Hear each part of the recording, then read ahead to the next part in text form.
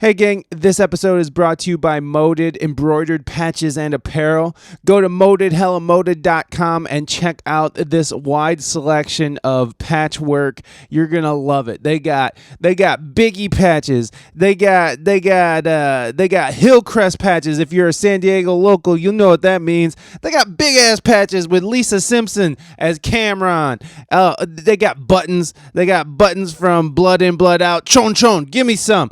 They got all kinds of shit. Go to modedhellamoded.com and check out their ever-expanding collection of patches, hats, and pins.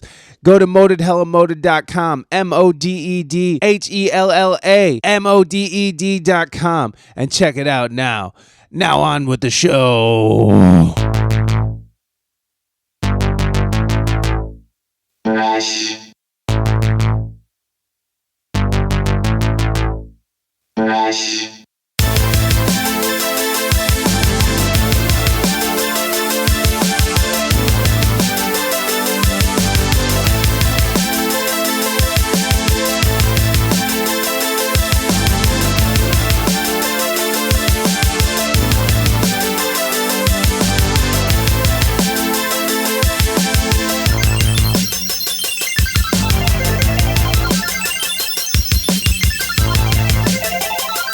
Hey gang, welcome back to another episode of the We Speak English Good podcast. Today's guest is Gallie and Gabriel from the Digital Lizards of Doom. Now these guys are, I don't know how to explain it. They're kind of like pop, EDM, not fucking like EDM, but like indie, rock, pop, electronic, comic book world. I'm doing a terrible job at explaining who these guys are. They're amazing. Gallie and Gabriel are crazy fucking involved in this project. They got comic books that they're working on. They got a stage show that they're constantly improving and expanding on. They're crazy. If you've never seen them, which I haven't, but I've seen videos. Gabriel has been on the show before, back in episode 77 with Jack Grubb, long time ago when I still lived in California and I had a studio and a life and the sun and the beach and mountains.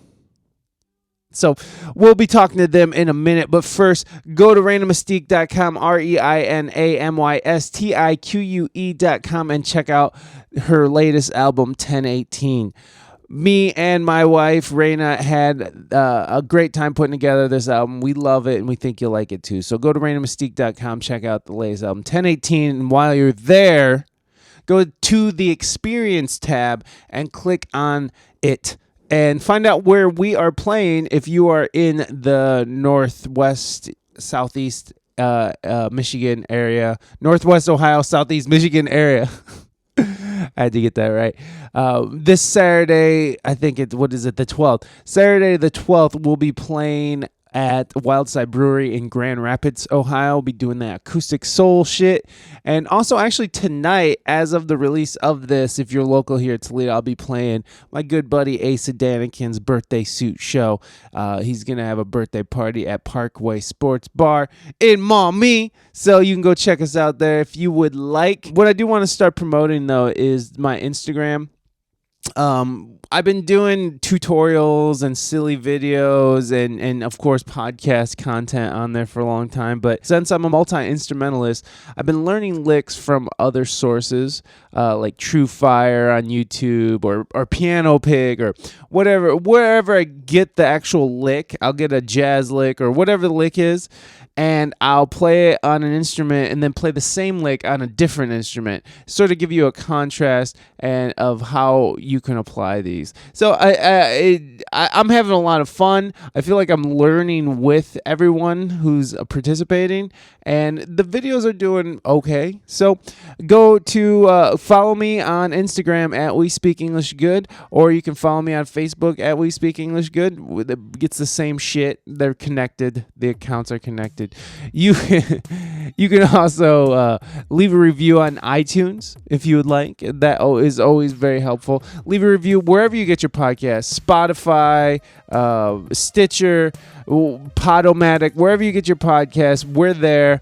Leave a review, share the podcast, talk about the podcast, be the podcast. That that line sucks. I've never liked that line, and I still use it all the time because I guess I'm lazy. I don't know what it is. Okay, this has gone on way too long, so let's jump on over to Gabriel and Gallie of Digital Lizards of Doom, and I'll see y'all on the other side.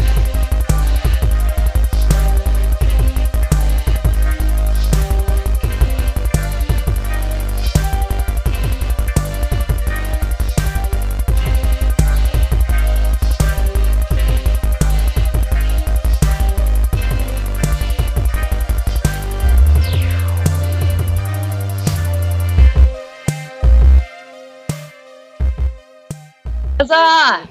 Amazing. I accomplished technology. Yes. You and Elon Musk. Taking on the big problems. How you guys doing?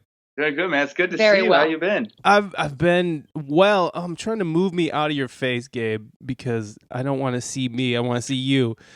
Oh my God. I definitely feel like the old guy with the phone and oh my.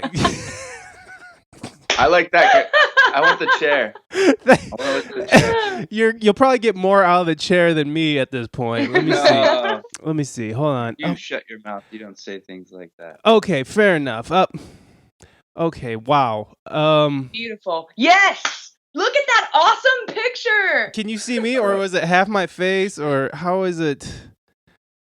I can see all of you. You can see all of me. I can't see. Yeah. Oh, I'm taking snapshots. That's cool. For posterity. Okay, hold on. Let me try something. We can see you, but you can't see us. Is that what's going on? Well, I can see Gallie. Is that how you say it, Gallie? Yes. I can see Gallie, but I can only see your beautiful tattoo arms. Oh. I wonder if I turn it. I'm keeping this all in the podcast, by the way. This is gonna be all right. I this is better. This is better. Okay, Sweet. We're doing it like this. There's no video to this, so we don't. It doesn't matter if we're all in the frame. I just want to see your guys' reaction. Okay. Now that I've had my senior moment, thank you guys so much for chatting with me. I appreciate you taking the time out of your day. Of course. What have you guys been doing? Like what's the latest and greatest? What have you guys been focusing on right now? As DLOD, I should say. As DLOD. Okay. Yeah. Can we two-part that question? Because sure. I think we're kind of like he-manning it and combining our powers right now. And so yeah, as far as DLOD, we have this graphic novel that has been in the works pretty much, like, even before DLOD was even a band. I was working on this thing, and then it's kind of over the last 5 years of us being a band, it kept getting pushed by the wayside. And so for the first time, I mean, it's just like it's almost finished. This thing is, we just have like a couple little knots and screws to fill in, but yeah, it's almost finished. So that's what we're doing right now. And I've made what I call it. Well, it was kind of hard for me. I've made the decision to just focus on that. And try not to let other things go by the wayside as well, because there's a lot we have going on. So much to do. Covers, and we have like a cover album that we're working on. We have an acoustic album that we're working on, and a remix album that we're working on. And then also getting ready to go in and record the next record that's coming out. So yeah, it's been a little I don't want to say hard, because it's all part of the creative process, but it's been kind of stretching everything out a little bit. So because we have a very small team, and so is it just you two, or there's more? There's about 3 of us, and then there's soon going to be a 4th member who's kind of been helping with stuff on the sidelines, but but we haven't like made it anything official yet. But actually, probably by the time this comes out, we're recruiting more and more people. It'll probably be official, but to the DLOD army. So yeah, in a nutshell, the graphic novel has been just this massive undertaking, and it's almost there, and I'm just counting down the days right now. So you said that you started it 5 years ago. I remember when you came on the first time, when you came on with Jack. You were talking about it, and I just love the idea that you guys built out this whole world, and I always love those like big world ideas, like Star Wars or something like that. I'm not calling you guys Star Wars. I'm just saying I love the idea that there's this big cohesive thing, especially when it involves music. Yes, a universe. Thank you. Yeah. Yeah. Totally. I have allergies, so I also took cold medicine. So I'm also kind of swimming around in my brain right now. It's early for you guys, and I took cold medicine. So I think we're gonna. I could go take some cold medicine myself. So we could get on the same level. Yeah, we're gonna vibe. I don't know about you guys. I'm drinking tea. Nice. Well, so how? So who's doing the drawing? Who writes the stories? Like how? Let's get into the comic book because I'm really interested in that.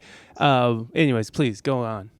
So Ernie Nahara is the artist, and he when him and I first met last year, he just gave me I guess like 7 or 8 shots of the characters, all the different characters, and he just drew them out, and I gave him little notes like I have a character that's a cyborg cat pirate, and he has a head that lives in his belly, and then he has a coat over him, and I want him to have a hook and a hand like this. And he just took everything I said and just brought, like, the characters had attitude and just emotion, just in a rough sketch drawing. So I was like, all right, this guy is the one for the job. And he's just brought all the characters to life in this crazy way. And then he does all the pencils and inking. Margot Proden does the colors and the shading and a lot of the layout. And then a really close friend of ours, Jesse Suttonho, he was brought in later to handle the layout of the actual book, page numbering and formatting and just moving things around the page to make it look just cohesive and make it run a little bit smoother. And then Chance Boren, who is our producer for the graphic novel, who's worked on titles like Transformers Generations and Metal Gear Solid and G.I. Joe and the CSI Miami books. And so he's producing this beast now. And so, yeah, there's a lot of people like working on it, and I'm just the writer. Okay. So okay. I just wrote it. And so if it looks cool, I had nothing to do with it. Other than writing everything. And then so when you're working with the artists who are doing the drawing, how closely are you working with them? Are you like standing over their shoulder like, no, I don't want it like that? Or is it more like, because can you send things back? Can you make changes? Like how far do you go into the... is it now? I'm taking, since you're doing most of the talking here, that it's mostly your side of the comic is your end, or Gallie, do you have anything to do with the comic at all? I'm definitely more involved in the band side of it. Okay, this is all Gabe's master creation. Okay. So yeah, she did work on the editing. We actually also, I forgot to mention, we had Gallie Fisher was one of the editors for the book, and also a good friend of mine, Dan Brozo, who is also the voice of Dizzy Doom, one of our main characters, because we have a puppet show series coming out as well next year. So because I didn't think I had enough stuff to work on. Yeah, you need more stuff. So the stuff. All of it. But yeah, no, I definitely, I don't want to say like stand over their shoulder, but I have sent a lot of stuff back. And if they ever listen to this, they're such troopers about it. But it means a lot to me. It means this world means like everything to me. So I want these characters to be shown and introduced to the world in the best possible way. So I've tried to be very honest about that. And I've also had other people's opinions, like Chance Boren, who is our producer. he notices things all the time that I don't notice. Yeah. Like I'll see something and I'll be like, dude, that is so freaking cool, and he'll be like, this is garbage, and he'll be like, and then I'm like, what? And he's like, he's like, well, this part's cool, but this needs to be fixed, and this doesn't match up, and I'll be like, but the colors are so rad, they look rad, and he's like, they do, but it doesn't fit this because we've already done all this, and this is like what we're going for. So continuity stuff. So yeah, that's but no, they're such troopers about it, and they're professionals, and so it's more me, like when I send them back, I'm like, hey guys, sorry, I got but no, they just get it done. They handle it. They're badasses. How far do you write out? So like, how far out is it written on your end? Like how far out into the world are you? Is there like, and how are you going to be releasing? Is there going to be like a whole set or a series of books, and then like another set or series or another volume? How do you have it planned in release? So as far as release, actually, I'll answer the first question first. Yeah, there was a couple in there. Yeah. So I'm about 7 books deep right now. Oh, okay. And nice. All 7. I mean, the first one's completely finished, edited, ready to go. 6 through 7, or 2 through 7 are not finished, but are completely outlined. Like what all the main things that are going to happen in each story have already been written down and fleshed out. So I have like a rough outline of the rest of the books. Once this one's released, I'll go into the second one and finish this. Actually, once this one gets a publishing deal, I'll go and start working on the second book, and flesh that one out, get it ready for editing, get it to Margot and Ernie, and they'll start working on it. But and then as far as release, that's probably going to be up to the publishers. We had a really good response from Comic-Con this year. Chance Bourne and I went down there, and we had a bunch of meetings with people and showed them the trailers and that we had for the book and the brand in general. And we kind of put our foot down, and we had such a good reaction that we were like, let's just go ahead and wait for a publisher, and instead of self-publishing. So it's kind of it's a weird feeling, because now we have to, because we made that decision, we're going to get a publisher, but at the same time, it's hard for us because we have this book here that we could just publish, tomorrow on Amazon, but we're trying to make the smarter choice and like not just rush into things, but actually wait and see if we can get a legitimate publisher on our side. So that's the plan. For sure. And so the book itself, you're gonna get printed out, or is it gonna be a digital release? And how long is the book? Is it gonna be like I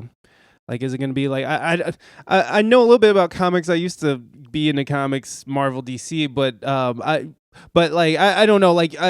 I guess the biggest reference I can think of right now is like Walking Dead, how they released those like big ass thick books. Is it going to be a thick book, or is it going to be a thin book? Like I'm sorry, these questions are like I'm fucking in kindergarten, but like no, this is the best, dude. Well, I just don't know that much about comic books, but I used to really, really be into them, and then I got into music, so it didn't carry along with me the love and thrill of them. But I still have this really soft spot in my heart, so I'm really interested.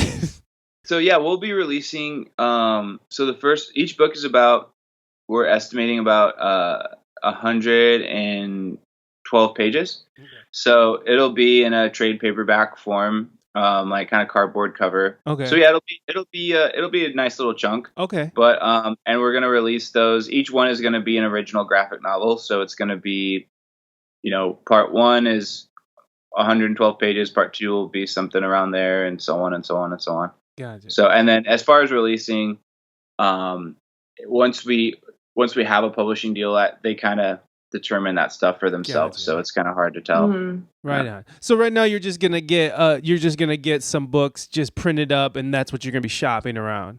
Yeah. Gotcha. Awesome. That's fucking so cool, man. And so like is there a source material, or is this just all completely made up? Was there did this start as something like maybe that was already made? Like I don't know, like, because I think I read something where maybe it was a Saturday morning cartoon, but I can't be sure if it was if that is correct, because I read a lot of stuff, and you know how it goes. So much shit flying at you. Some of it sticks, some of it doesn't. That's true. Allergy medicine.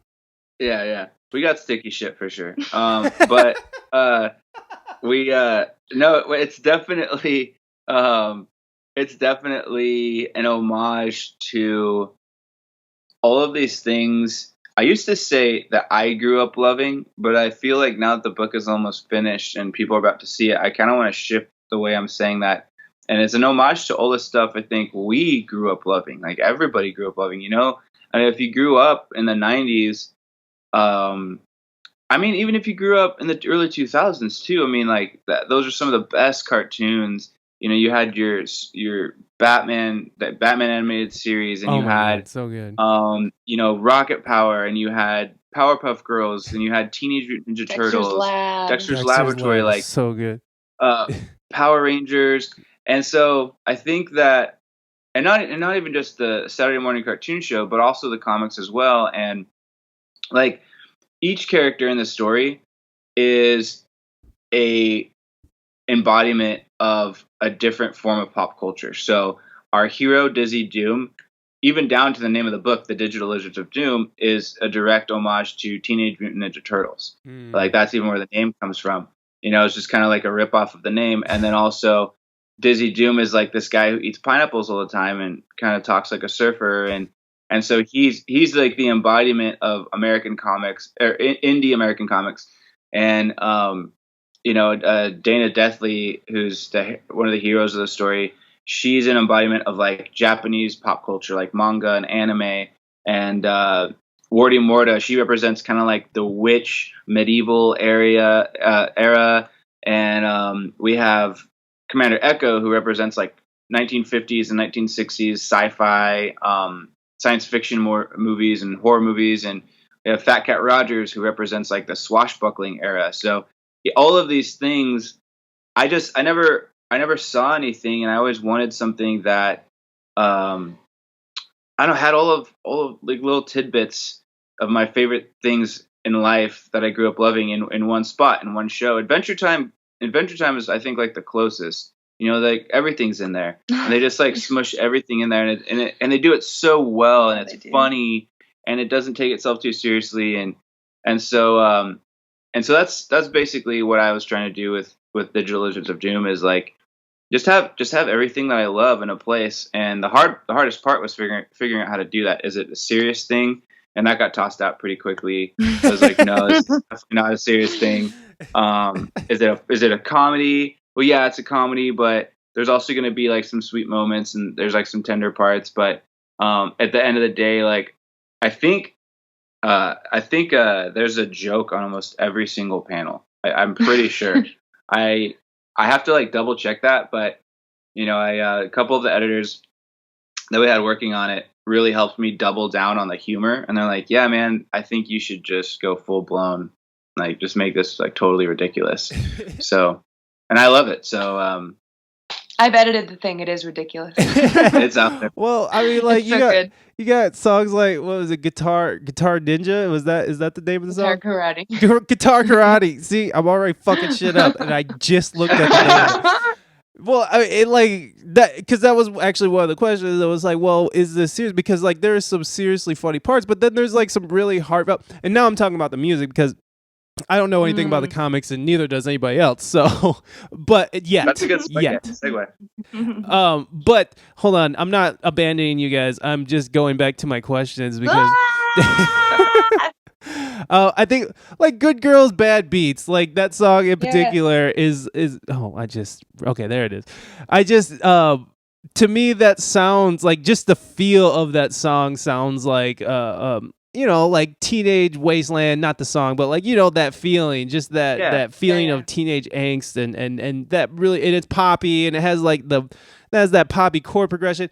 It just feels like that. So it does feel like it could resonate emotionally on a broader spectrum than just ha ha ha ha. You said that about Good Girls Bad Beats. I totally feel the same way. Oh, awesome! One of my favorite ones. Yeah, no, it's awesome. So okay, so now that we're kind of shifting into the music, when I first Yes. met you, Gabe, it was Gallie wasn't involved yet. Is that correct, or was Gallie? Okay, so can you kind of give She me was a part of. Oh, go ahead. Oh, she was on the same label, and that's how we met. By the way, I just sent you 2 videos, 2 trailers for the graphic novel. I sent them to your email, so you can check them out. Oh, sick! Whenever you get a chance. Nice, thank you, thank you. She was on. We were on the same label, and we definitely knew each other. Actually, her and Jack Grubb were even working on a radio show themselves. They were already doing their own separate things. I forget like how long you guys were working on that, but and it was just really cool. I've always been around. I've been so fortunate to be around so many creative people, and I think when you put yourself out there and you want to work hard and you want to get creative, you just end up meeting other people in the industry. So it's kind of a trip. And I didn't even think about that until just now this morning when you mentioned Jack, because I'm like, that's such a trip that like Jack was in the band, him and Gallie were working on something. Jack went out and did his own thing, and then Gallie. I didn't came know that in. when I met with Jack Grubb. I had no idea he had been a part of DLOD. So yeah, it's like it's such a trippy world. But yeah, she was already busting ass. She was like doing all kinds of stuff on the label and like just kicking ass. So it just kind of made sense. You're on like some like independent, like it's in Australia or something, right? Isn't it like some overseas label? They are overseas. Go ahead, please. Are you good? Yeah, I'm good. Please. They are overseas, but they also have an American. They operate out of America now too. The owner, he flies back and forth from Australia all the time. So yeah, I mean, I think I'm 99% sure we were the first American band on the label. I think I gotta double check that, but I'm like 99% sure. Well, that's fucking awesome, and well, I mean, it's awesome that you've been able to maintain a label as well for the last few years, because it's been a while since we chatted, and you know, people get different deals. I talk to a lot of people, and they're getting different deals with different, and it's mostly independent, smaller labels, but you know, like if something doesn't go well, or if it, you know, or whatever the reason is, the label goes under. To have a record deal with a label who is like interested and still wants to work with you for more than a couple of years now is to me an accomplishment, because I just when I talk to people, they're just like, yeah, it didn't work out, you know, they jumped us, whatever the circumstances is. So it's an accomplishment to be able to maintain that, and you growing it as well, like especially with I mean, you grew the band as well with another voice and everything. So I think there's some magic there, because I've realized I've tried to explain this to people before. I don't want to say I've tried to convince them necessarily, because you don't know someone else's path, but Noise Cartel Records, as of right now, and unless something changes, maybe it will, maybe it won't, but as of right now, Noise Cartel Records is the best label for us. We have so much freedom. We're allowed to do whatever we want. Matt doesn't really interfere with our stuff too much unless it comes to marketing or certain things like that. But and then he's a shrewd businessman, and I love it. Yeah. I love it. And that's what you have to be, though. That's where it has to be. You have to be a good person. You want like owning a record label that you're signed to. Yes, absolutely. Absolutely. And it's funny, you know, because I hear, or not funny, it's sad. I hear these stories of exactly what you're talking about. How, hey man, we were on this indie label for a couple of years, but they went under, and so now we're just on CD Baby, or now we're on DistroKid. And I try to tell other bands all the time, you know, I'm like, hey, you should talk to Matt, and they're like, yeah, we talked to him, but he can't really offer us anything. He can't really do this, you know, because they don't give us any money for marketing and stuff. It's all, you know, we maintain all the rights to our music. We put in all our own money, but the truth is, like, the way Matt has it set up is that we work, so we take the biggest risk, but we also get the biggest benefit. And so very good for self-motivated artists who want to get shit done. Yeah. And like the other guys, and again, this is, I want to be like very clear about this. It's not like a good or bad thing. It's just, there's a lot of people who don't have that business mind, or don't have that ability, or just don't want to, and there's nothing wrong with that. If you don't want to do something, you just don't want to do something. So I think that for us, it works really well, and that's some of the stuff. Like you brought up something. I don't know if you did that on purpose, but like you brought up something that is such a crucial part of being on a label, is that people never think about, is that these things can go under, and the reason Noise Cartel Records hasn't gone under, even with such little funding as it has, is because Matt's just been really smart about his business and what he does, because labels go under all the time. Like you look at like any local, music news magazine, there's like labels that pop up in Portland, Oregon all the time, and then they're gone within like a year. And then there's labels that pop up in like Austin, Texas, and they're gone within a year. And these guys are pumping in money, like these guys are pumping in serious cash. They're working with big name people. They're getting people like Ed Sheeran and, Chris Stapleton to come in their label and do songs and stuff. And they're going under. So it's like, I get kind of passionate about it, because for me, I'm like, come on, just if you can learn how to do this yourself, and it's empowering, but at the same time, there was also days where I wish I didn't know any of this stuff, and I just like, I could just have someone cursed with knowledge. Kinda, yeah, like just I some days it gets a bit much, and when everything falls down on you, it really sucks too. So yeah, for sure. No, and I know what it's like to have just it's nice to. I feel like now with labels that it's more of a partnership than it is like an ownership. You know what I mean? Because especially if you're getting deal, like the way that works. I know like what actually a local band over there is Surefire Soul Ensemble. He works with a record label out of Ohio in Cincinnati. And they pay for all their like vinyl pressing and their CD pressing. They give them a little money for recording, but then I forgot how. But then he has to do a big part of the marketing on his end. He has to do a lot of. So it's more of like, and he's got to pay that back too. Exactly, and so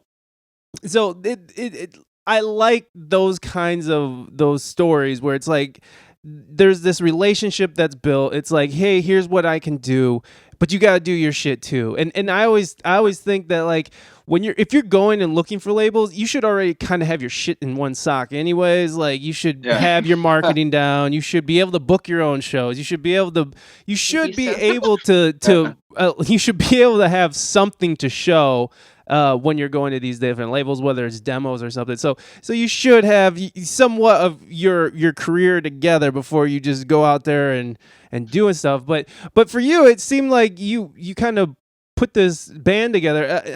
So from the beginning, was it just you in front of like Reason or something, or where has it always been a collaboration? I'm just curious, like where did it come from? What was the I have always been very careful to not pretend like I knew how to use the Reason software. I know. Well, I don't know. I was just naming the software. That thing blows my mind. But yeah, no, I know what you mean. I was on. I started with Logic, and I kept trying to move away from Logic to get into Ableton, and we'll probably end up using Ableton Live at some point. But it's kind of a weird thing, man. Like I made the band.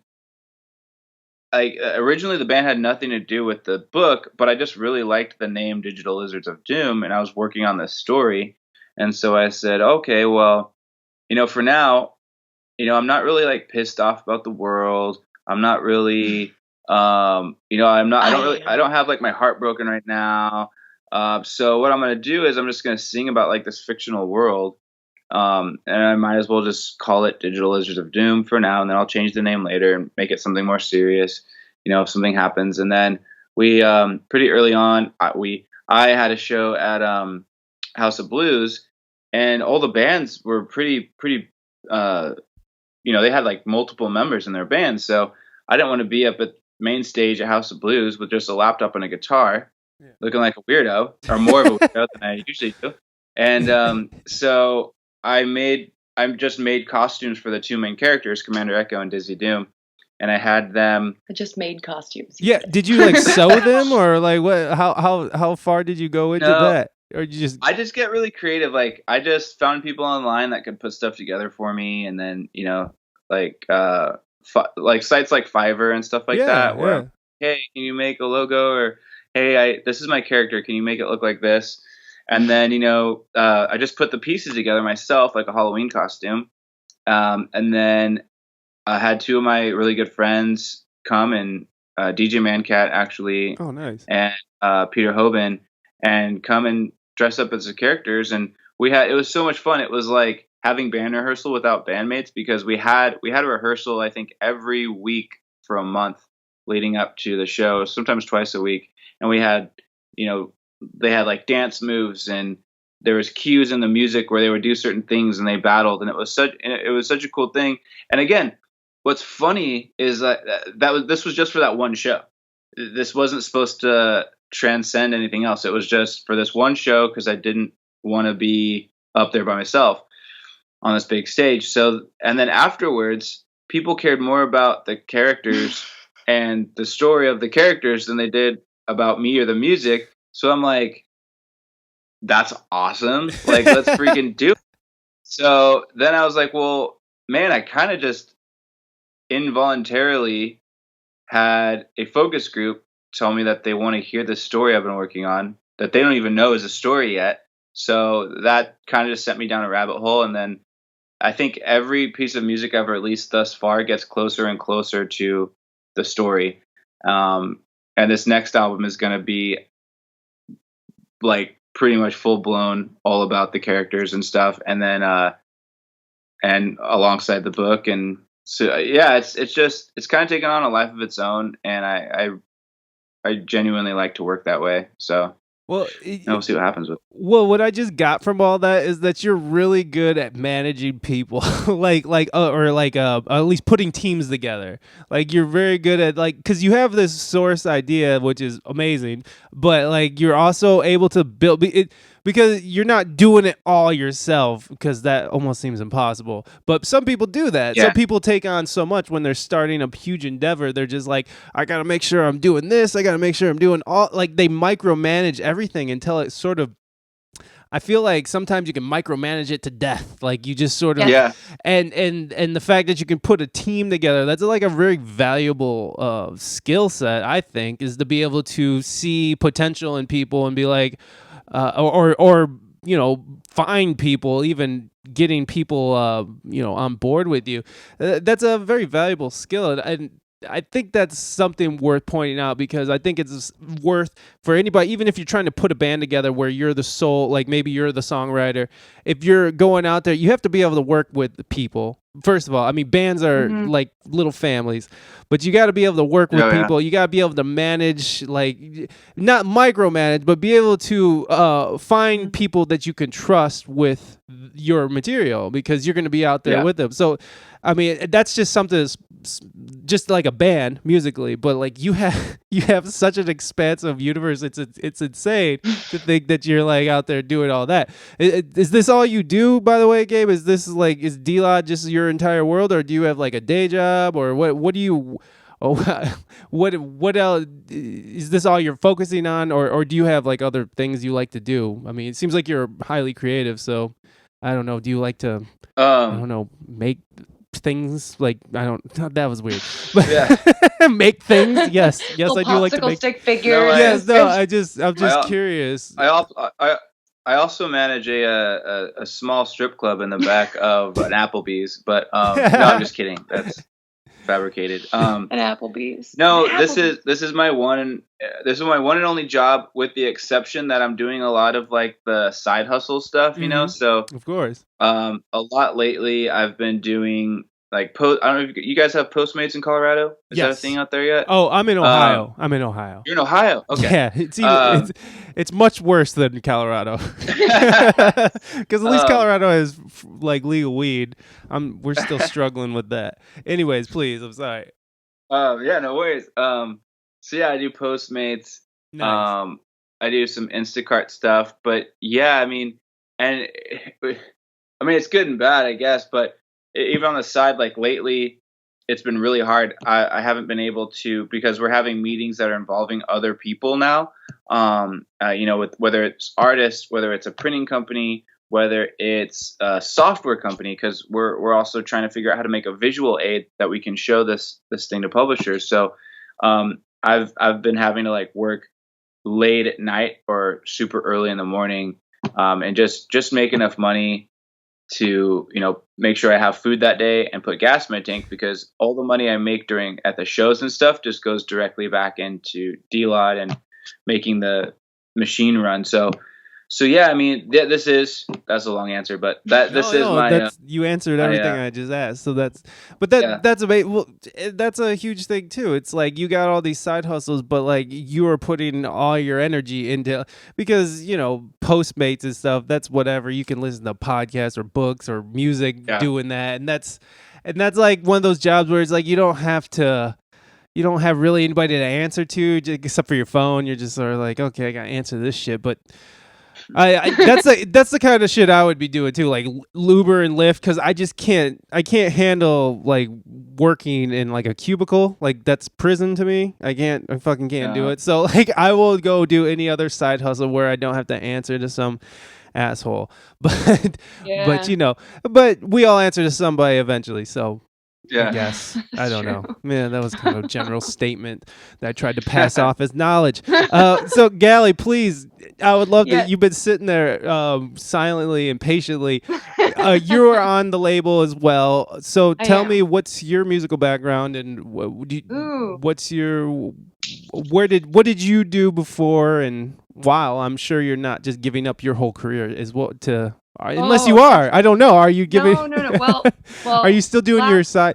Let's start from the beginning, because I just asked you like 20 questions. So what's your musical background? Music than I do. Actually. Gotcha. She's. Well, I'm gonna let her go. Yeah. Well, before DLOD, I had been the starving artist, because I think that's where you begin when you're working with creativity. I was a singer-songwriter I have been a singer-songwriter for most of my life. I did folk music and blues music and vocals for friends and all kinds of little infantile projects. And I don't mean infantile like I'm putting them down. I'm just saying there's a lot of steps to get to where I'm at, and even I'm not even halfway there. It's like it's all a journey, and being present has been an incredibly valuable lesson to me over the years. Did you say just being present has been for me too? I would like to just stop there too, because right before we called, I was meditating. So like I was like, you talking about meditation, or are you just talking about like just bringing yourself? Because I guess that could be different than just being present. That can be a lot different, actually.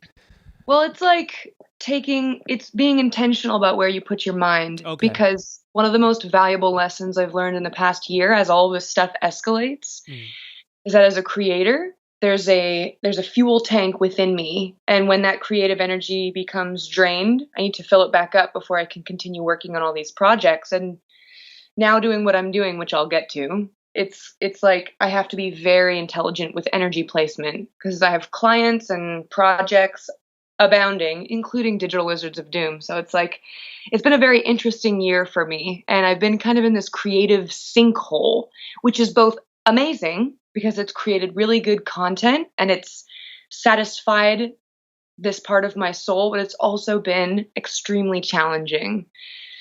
So, but through that, which has kind of been why I've been doing music to begin with, is so that I can share my experiences with others, because I want to build something. We only have a certain amount of time here right now, and building a platform or a message of some kind and figuring out what it is you want to share with the world is, when you get there, it's the most important thing in the world. So I don't know. It's been a challenge for sure. But I've done songwriting and Oh, go ahead. You were going to ask something. Oh, no. I loved all of that, by the way, because it's kind of where I'm at now, and it's because I do music a lot, but then I have other endeavors that I've just got pulled into, and like, and so like there's all this energy that you put into something, and you want to put your energy into it because you're doing it, but like sometimes I feel like it's getting pulled in the wrong direction, and so focusing the energy is something that I've been sort of working on myself. So it just resonated what you just said to me. I'm so like, glad. 100%. That's exactly why I say stuff like that, because the only way forward is if I'm going to be honest with myself. Definitely. And it's just you and I are going to spend the rest of our lives figuring that out. It's kind of everybody's question to ask themselves, and it's totally okay. It's a beautiful thing, actually, I think. Yeah, absolutely. Learning about being a human, it's really weird.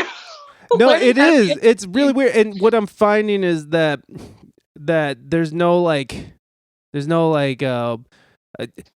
when I was younger, I just thought this is that and that is this, and because of that, and then as you get older, well, as I'm getting older, I'm seeing the world as like, holy shit, it's more like everything sort of lives in the gray area. I feel like it's not like right or wrong, but there's just like this soupy gray area, and like God's in there, and like and like okay, so the term that I've kind of come up with for that in between, because that's where I live, man. I live in that in between, is mystery with a capital M, because it's kind of like, and you, especially as an artist, any human being, if you're gonna do anything kind of significant, you have to learn to live with that mystery and that in between. It's where it's in between dark and light. It's in between good and bad. And that's the plight of being a creator or an artist, is that you just have to die over and over and over again. And you got to keep getting back up and keep being transformed and being changed. So existential stuff aside, I've been a songwriter and a producer for basically my whole life in various forms. And it's been a very long, very, very long road and extremely satisfying. I do, in the past year, electronic music is something that's kind of come my way. It's very interesting. It was a job through somebody else, through a studio, and I was doing vocals, and that turned into collaborating with this other exciting duo called Crystal Skies. We released a song called Never Change in February that has just been explosive. It's like over 2 million streams, and this is all these different legs of what I'm doing, including DLOD, because I don't think 75% of it would have happened without DLOD. Right. And the people that I've met, because we kind of just like joined forces. It was an intuitive kind of gut thing where it was like, hey, do you want to join the band? Yes. Okay, you're both singer-songwriters and brand creators and entrepreneurial, all this and this. Why don't we like combine our powers and take over the world? So I've met more people in the past year than I can imagine. Last year we were in Forbes magazine and we played at NAMM, and we're on playing cool shows like the So Far show and the Raw Artist Showcase, and then watched this evolution of the brand itself. So, and now the comic book. So I do a little bit of everything, honestly. And now now is time management central, because well, with electronic music, I'm working with people all over the world. After the song was released, as a creator, that is that is what fills my creative meter back up, is when I was suddenly talking to all these people who were saying the steps that I was taking in my little life was doing something to impact theirs. And I was like, whoa, okay, that's the delta. That's like heaven on earth as far as I'm concerned. So really for me right now, it's moving forward with Digital Lizards of Doom, the release of the graphic novel, but then also managing, because I said this to you last year, I said, I'm going to have to put extra concerted effort into bringing up Gallie Fisher as much as Digital Lizards of Doom. Otherwise, I'll get absorbed into this project and forget about my own stuff. And I've struggled with that for my whole life, like prioritizing self-care and stuff like that. So that's just singing and creating music and changing people's lives is kind of why I exist. And at any point within the past chunk of time, I could die happy. I swear to you, it's this weird thing. My perspective has completely changed. I used to be so grumpy and so angry about doing music. Wow. Because it's not rewarding sometimes. It's like you just want to get really pissed off and throw it away because like your heart, but it has never left me. Damn it. So anyways, that's a little bit about me. Well, that's interesting. You were saying like how it's not very rewarding at times, and like and I can think of time like, you know, and I'm still dealing with stuff like that where it's like maybe I'm working like maybe I'm just doing a working gig where I'm just working in a band that are playing covers or whatever, and you're getting nothing out of the crowd, and it's just like you're dumping this energy into a void, and it's like it's just being goodbye, you know, and after you're dumping done this energy into a void, you know what I mean, like it's just like it's just nothing, and at the end of it that's how you feel, like you're just like, oh, thanks for this money, now I guess I could go home and eat myself to sleep. I don't know what the you know, like it's but like I always try to say to myself, it's like, okay, you could either be doing this or you could be working at a fucking cubicle where you have someone standing over your head fucking barking orders at you and making you do awful things that you hate doing, and every morning that you drive to work you have this terrible feeling in the pit of your stomach, like you know what I mean, like it's just you turn down that road and it's just like, oh god, like I remember just like seriously just like kind of like doubling over, turning down that road, be like, oh Jesus Christ, you know, it's just so dumping my energy into the void, or just being just being unhappy and angry about that. So I still struggle with that, but I do so many different things. I feel like that it kind of balances it out. It sounds like you guys do too, because I don't know, could you imagine just doing one thing for like the one aspect of your job? Could you imagine just doing that forever? I mean, well, my goal is to live a relatively simple life. I'm very eager to just be present all the time, because the rat race kind of exhausts me. But I've found that I'm not there yet. There's still a lot of time that I need to spend within the fray, and that's scary. I'm going to be honest with you. Moving forward as an artist, one of the scariest things has been figuring out how to share in an authentic and relatable way the things that I'm struggling with my fan base. Because true, like real songwriting, real music, like I said before, it's got to kill you a little bit. You have to put little bits of your soul into it. But you know, with great power comes great responsibility. So it's like, I'm not just picking up the torch and continuing on for myself, even though I'm doing it for the collective creative mind, where it's like, while I'm here, before I go buy a farm and have pets out in the middle of nowhere and go cruising down the river and, you know, whatever. Because honestly, we have it so good. I think about that all the time. It's totally changed my life to have an attitude of gratitude. Yes, being thankful. Because there's so much stuff flying around the world right now. But I think to myself, I get in a car every day. Well, I mean, my car's in the shop right now, but a relatively movable car, and I have access to clean drinking water and all of my appendages. And that used to be something that I heard people say, and I'd be like, oh, well, you're just being really positive and Pollyanna about it. Now, the older that I get, because I'm about to turn 30 on Friday, I realize it's really true. It's really true. We have it so good here. I'm so thankful for sleep and for creativity and for all of this stuff. I'm incredibly blessed. So it's like I told you, that in between light and dark, living in the mystery. You gotta. Right, yeah, because you could totally sit there and just be like, oh, my life sucks. Or you could be like, oh, nobody wants to come to my shows. Nobody wants to buy my record. No one wants to stream my album. Dude, that was me. I was in those mindsets. Like, I feel like a completely different person. I used to just view everything as like a competition, and I used to put other artists down. It's like, that's such crap. It's such crap.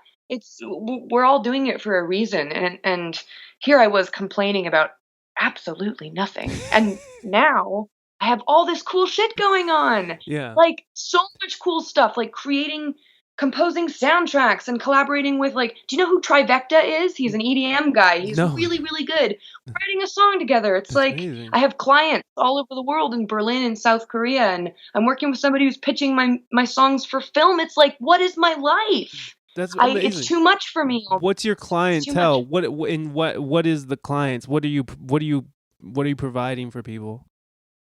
Well, there's a couple different things. It's basically they are track creators, but they're not vocalists. Yeah. Okay. So Okay. I was contacted after Neverchange. I had so many people reach out to me, and some of them were like notable names, and I mean like they have more internet traffic. Yeah. And then other people were just like, I love this song so much. They did, but they're just getting started out. So I can't work with absolutely everyone. I would love to. It's not realistic. So I had to figure out how I was gonna do this, because I didn't want to turn people away. But I also needed to like I told you, time management. Yeah. So I decided to. Do you know what a top line is? No, I don't. Top line it's just basically there's a pre-existing track that's been created by some DJ or producer. Okay. And they don't sing, but they want vocals on it. And so it already existed, and then you fill in the missing pieces and create harmony, stuff like that. So I have clients who I'm just straight out, I'm maybe not necessarily putting the Gallie Fisher name on it because I'm building a brand right now, and every situation is different. And then other people, it's like I call them clients, but they're more like collaborators. So it's two different realms of that. And then there's all my solo stuff, which is the stuff that's, being pitched for movies, and you got to whole work on promoting all that stuff because I'm a do-it-yourself type person. So it's just all been, and learning from people, because I've learned so much from Gabe, and surrounding yourself with people who are not only where you want to be, but where you are, because then you can all learn from one another and head towards some awesome goal in the future. Yeah, building a team. So you like to take on a lot, and so I'm just curious. Yeah, very similar in that way. Well, I'm just curious how, when things are compounding, how do you sort of get through those moments where you're just like, because I have those moments where I'm just like, I got all this shit. Like I'm editing video right now, which is like so fucking weird. I don't even know why, like how I ended up here, but here I am. And I'm just like, fuck, this is due by then. And I mean, I really had to make a very stringent schedule where like I'm up by 6 a.m. and like I'm straight to doing what I have to do before like my wife and my son wake up and just demand attention, because that's all they do.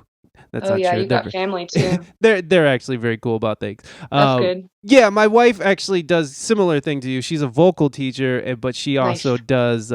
She also sends out vocals, and she records top lines, which is a new term that I learned. This is fun. We're learning. So, fuck, where was I going?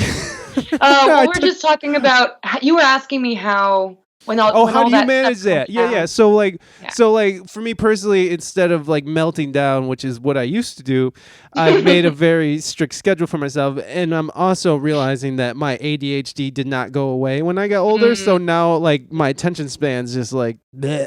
So like if I don't keep things in a very orderly fashion, shit falls apart real fast. 10 pounds later, I'm fucking crying in the corner. So I'm just curious, what do you do to sort of, and this goes for you too, Gabe, because you must be under a lot of stress as well, doing all that you are doing as well. So what are some of the ways that you sort of work through these moments of like, I kill people. Oh, good. I'm a murderer. Yeah. He said that. There was a deadness to his eyes. I just want to the people listening, there was this blank China doll stare that he just gazed into my soul when he said that. So I don't know. Like he might be telling the truth on that one.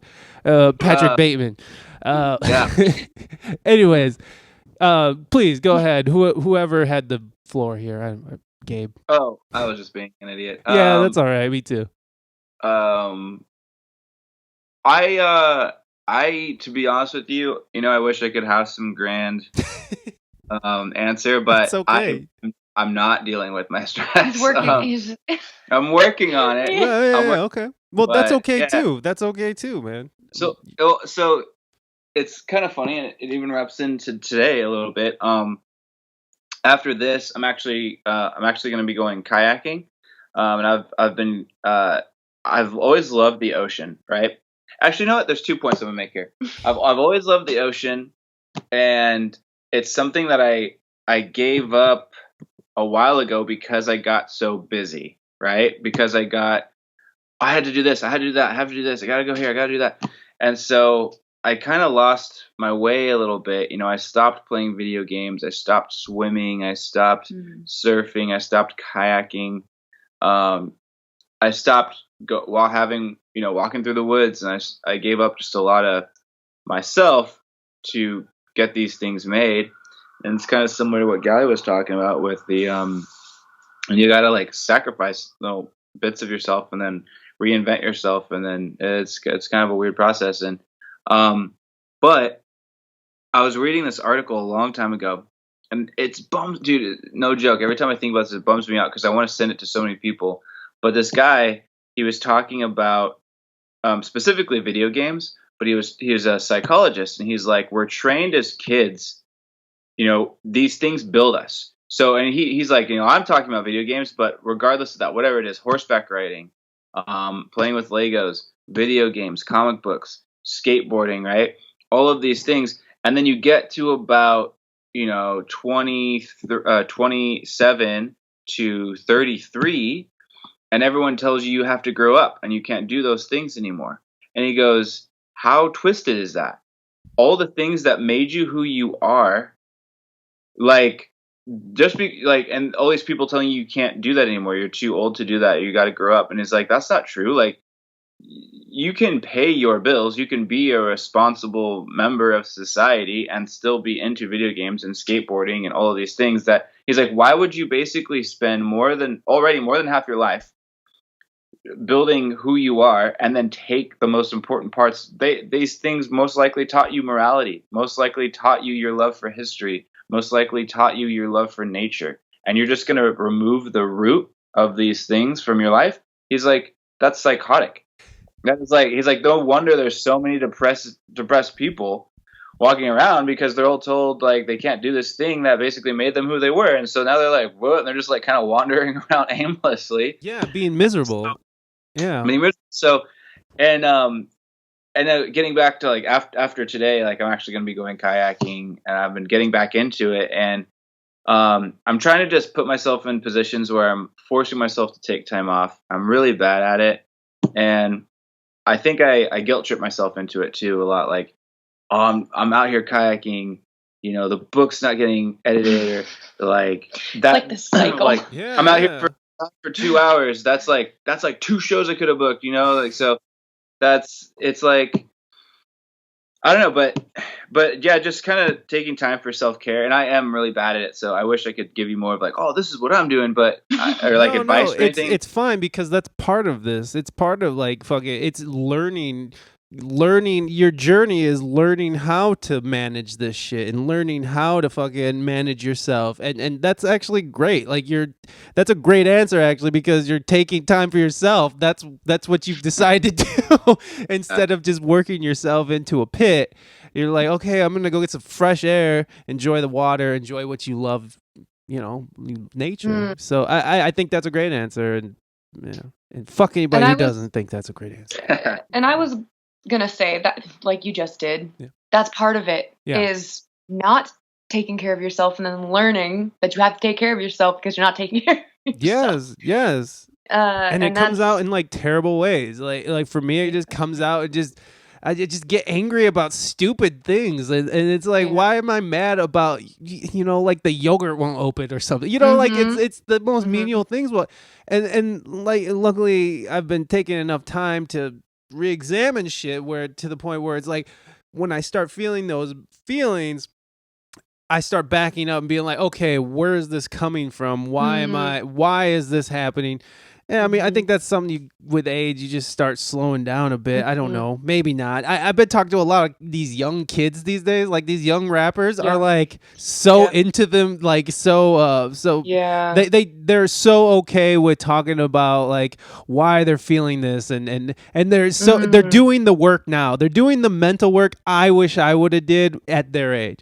So, there's I think there's a new generation coming up where people are starting to understand a little bit more. You got to take care of the brain and the body, or else everything else goes to shit. But so Gallie, what do you do?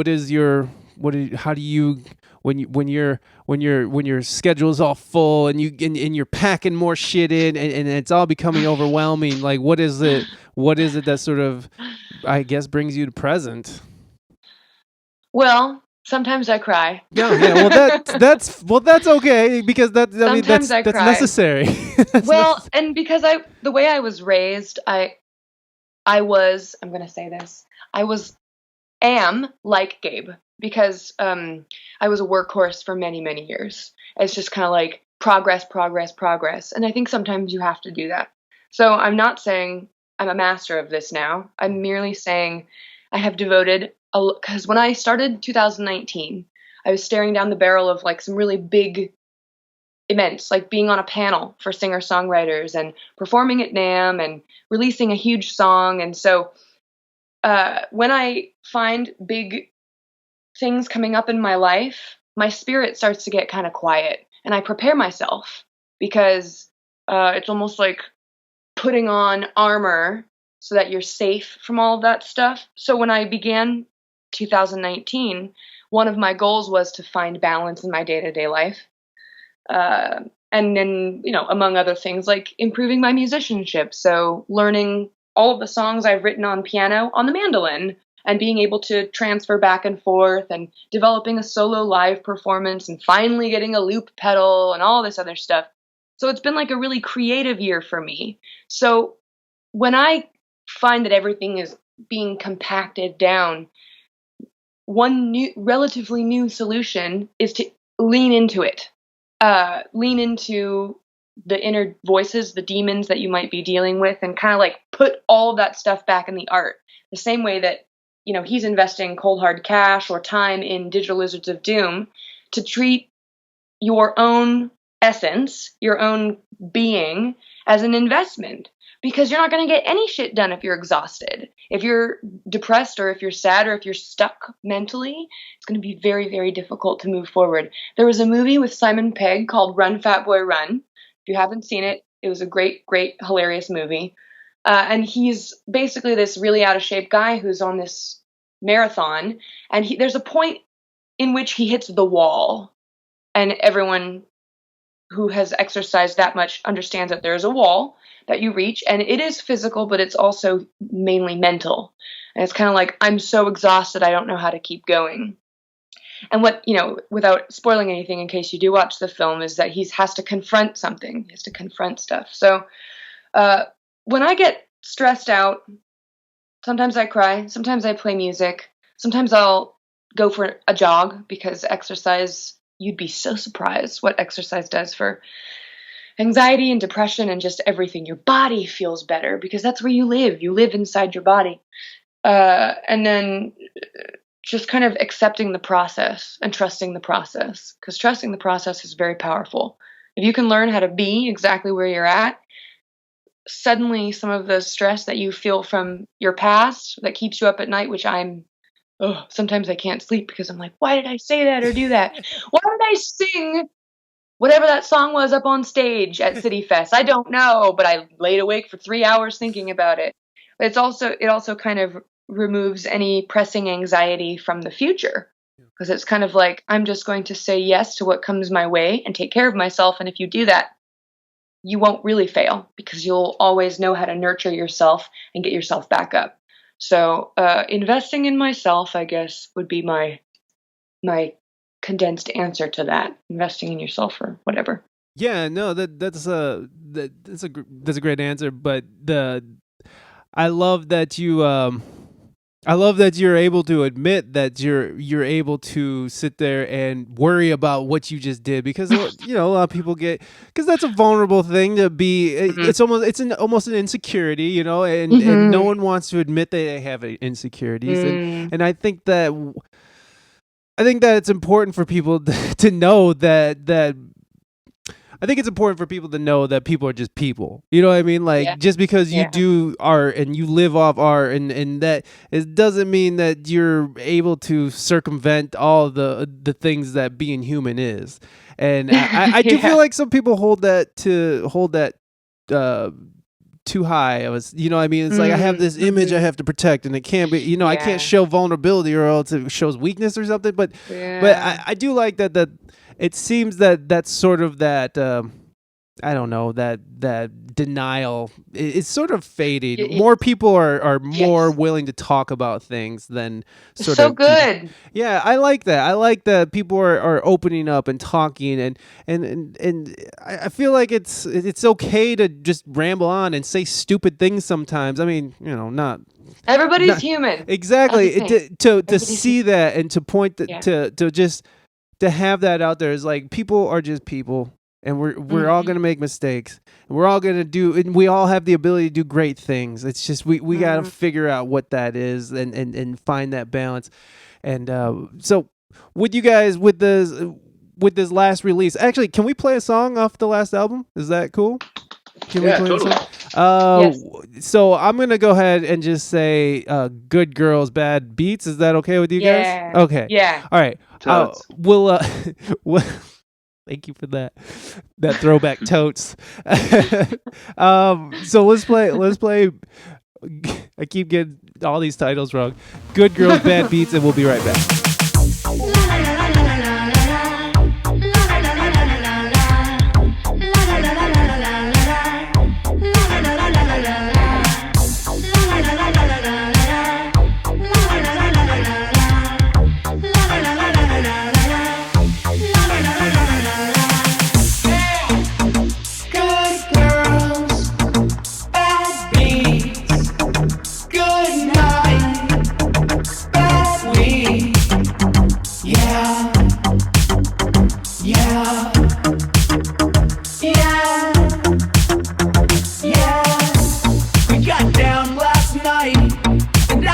My mouth, but you changed my mind when we got to your couch. You know real nice words, I know a few of my own. I wanna get to your dreams, you wanna get me back home. You got a government job, but we burned one down. And we fought for hours, but we're all good now. And we talked all night, and I shut my mouth. Your roommate's home, and we wrecked his couch. Good girls, bad beats. Good night, bad weed. Yeah, yeah, yeah, yeah. Got a government job, I got a part-time gig. You got a 10-year plan, I got a 5% tip. You read firstborn books, the Marvel and DC. You don't compromise, and you're cool with me. Good girls, bad beats. Good night, bad weed. Yeah, yeah.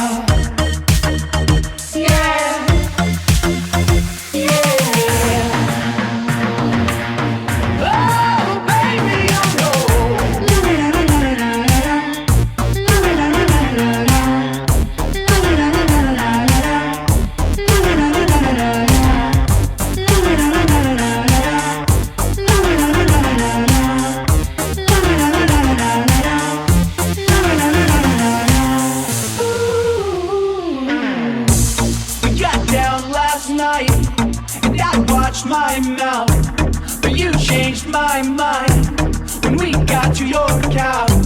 You know real nice words, I know a few of my own. I wanna get to your dreams, you wanna get me back home. You got a government job, but we burned one down. And we fought for hours, but we're all good now. And we talked all night, and I shut my mouth. Cause your roommate's home, and we wrecked his couch. Good girls, bad beats. Good night, bad weed. Yeah, yeah.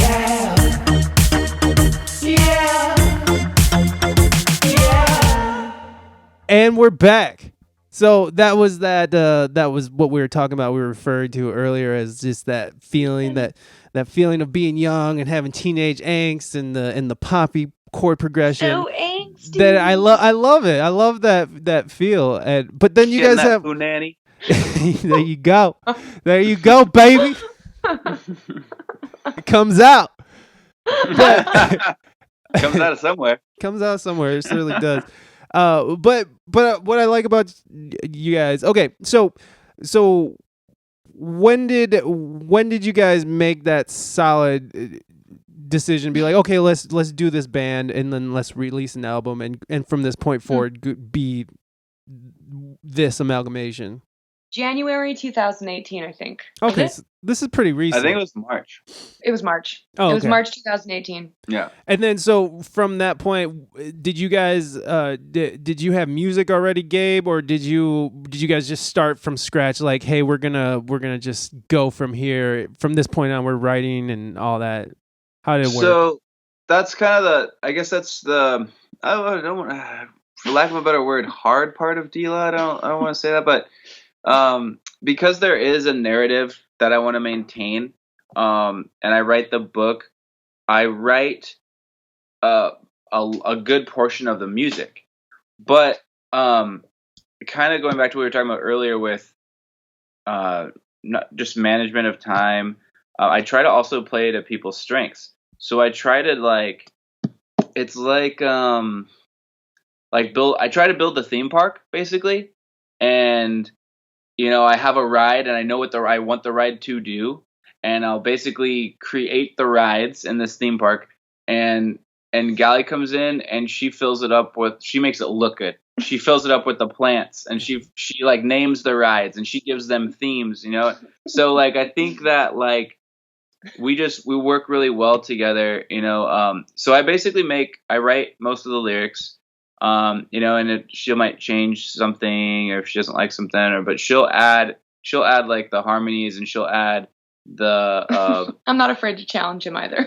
melodies and help with that. But yeah, so just kind of knowing your team, and I have lyrically, I have a direction where I want everything to go. So it's I write most of the songs on my guitar and I write the lyrics, and then she comes in and we add more dynamics, or try to experiment with her voice and do really cool stuff like that. So and it was cool too because I kind of mentioned it earlier, but we have this acoustic album coming out. I was just gonna say that it was really fun to record.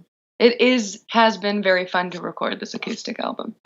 So it's going to be a whole different way of experiencing Lizards and Labyrinths. It's our entire last album, just from front to back acoustic. Okay, so is it going to be sort of because I saw some videos online where it was just I think Gallie had a DX7 and you just had a Taylor or something, and you guys were just doing a song straightforward. Yeah. So it's going to be in that vein. Yeah. Oh, awesome. And by the way, Super I just wanted to point out that DX7 there. I like right. that. I like that. I like that. That's not mine. I had to give that back. Bummer. No, yeah. I love those things. So this acoustic thing is just going to be your last album straightforward. How are you guys recording? Are you guys recording it is it gonna be a bedroom recording? You guys going into a studio? It sounds like most of this is your own studio. You produce all this in your own studio, Gabe?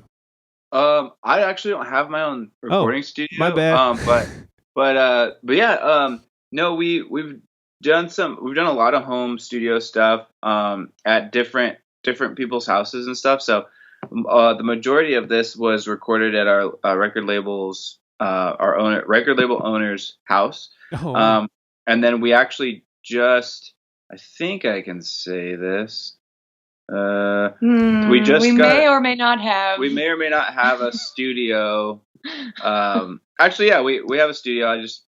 It's in the works right now, and we're going to be recording there, I think, for the first time this Thursday. Yeah. And that will be and then we're working on that, and then we'll see what happens from there. But yeah, so when you guys are, because some of these songs, they go in wildly different directions at all times, which I like, because I love. First of all, I like prog stuff. I love like Yes, or like the Mars Volta or something like that. Like, but so like that resonates with me, and but then also all the like video game stuff, like, and like the sounds I'm saying, and you have like a very retro-y, like it sounds like what you guys are talking about. Like it sounds like pop culture. It sounds like 90s, 80s fucking now type of thing.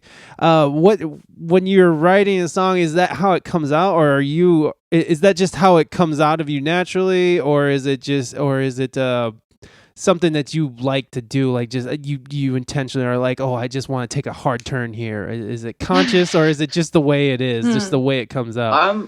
Which is no, I think it's both. At least for me, I don't like boring stuff. Yeah, I just don't. Like I never have. I'm with you. It has its place. It has its place, and I like boring stuff.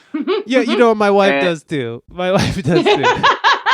It's okay. No, my wife will be listening, and all she'll hear is my headphones going. And she's like, "What awful things are you doing to your ears right now?" And it's like, but she's very much the. I'm just gonna put on an acoustic album and just vibe, So yeah. But anyways, I'm sorry I interrupted all that. Just no. Well, and it's weird because like, I don't like boring stuff to the extent of, I don't know how to say this. Like, I don't, because I love all music. It's weird. And I really do. Like, even, Gallie and I talk about this all the time. I can't stand Gautier, right? Like, I think he is such trash. But here's what's weird. If I have to listen to Gautier, I can find something about Gautier that I like.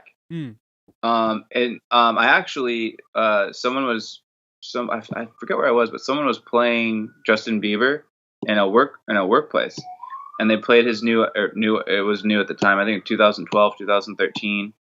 And I had never listened to a Justin Bieber album before. I'd heard the singles, and I was like, this is total garbage. And then I listened to this Justin Bieber album, and I'm like, this is really good. And like, I don't like Justin Bieber, but the production on the record is great. Yeah. The way they recorded the vocals is great.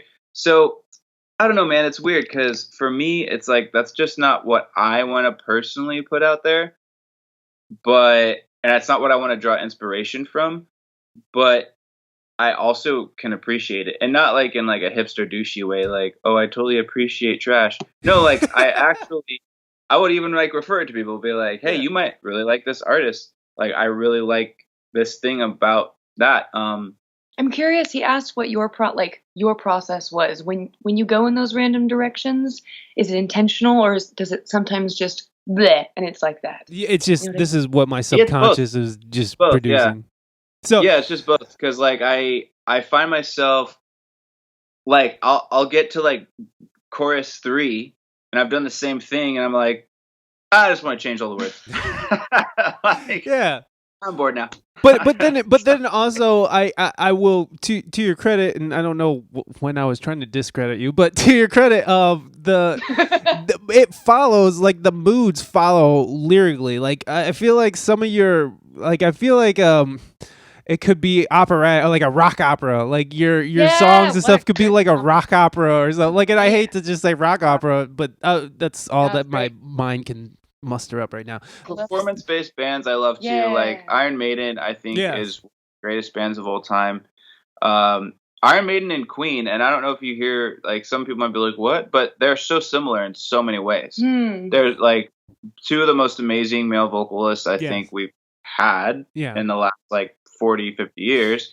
And then also what they put into their live performance was just so far beyond anything that people were doing at that time. I mean, you even take, like, everyone always talks about The Who, and everyone always talks about The Wall. And I don't know if it's just like a marketing thing, like, because those people had a lot of money and they could be like, look what, like, oh, they build a wall live. It's like, well, that's cool. And they had like visuals and all stuff. But I was like, have you seen what Maiden does live? Are you kidding me? Like, there's like set changes and costume changes, pictures and like planes that fly out of the screen and like 3D special effects and like how is that like not getting the same, or not even the same? How is that not getting just like, oh my god, this show is incredible? So yeah, for me, I've always been a big fan of creating the vibe. So if we're gonna have a sad song, or if I'm gonna have a sad song, with DLOD specifically, it's either gonna sound super happy and be super dark and twisted to where you're like, this is such a cool song, and then you hear the lyrics and you're like, oh my gosh, this is kind of dark. Or it's gonna have words and themes and elements that really double down on it being a sad song. There's gonna be like, if it's death, there's gonna be like, maybe some cemetery sound effects in the background. And I also experimented a lot with frequencies on this album. Like there's a lot of hidden frequencies in the record, that, and I don't know if they work or not, but I was looking at stuff that actually relieves anxiety. And there's like certain frequencies and stuff that like there's certain hertz that your mind resonates with and stuff, right? I've heard stuff like that too. That's awesome. So I have hidden stuff that's not audible to the human ear, but you actually can feel it. And there's a lot of stuff in the low end too, that I put in behind the music. So just kind of experimenting with things like that. There's like hidden messages in some of the songs. There's all kinds of just stuff that I just wanted to try out. Nothing sinister, but just stuff that I think will help build the world even further, and also just gives, on a selfish level, just gives my mind a release. Kind of let some of the creativity out. And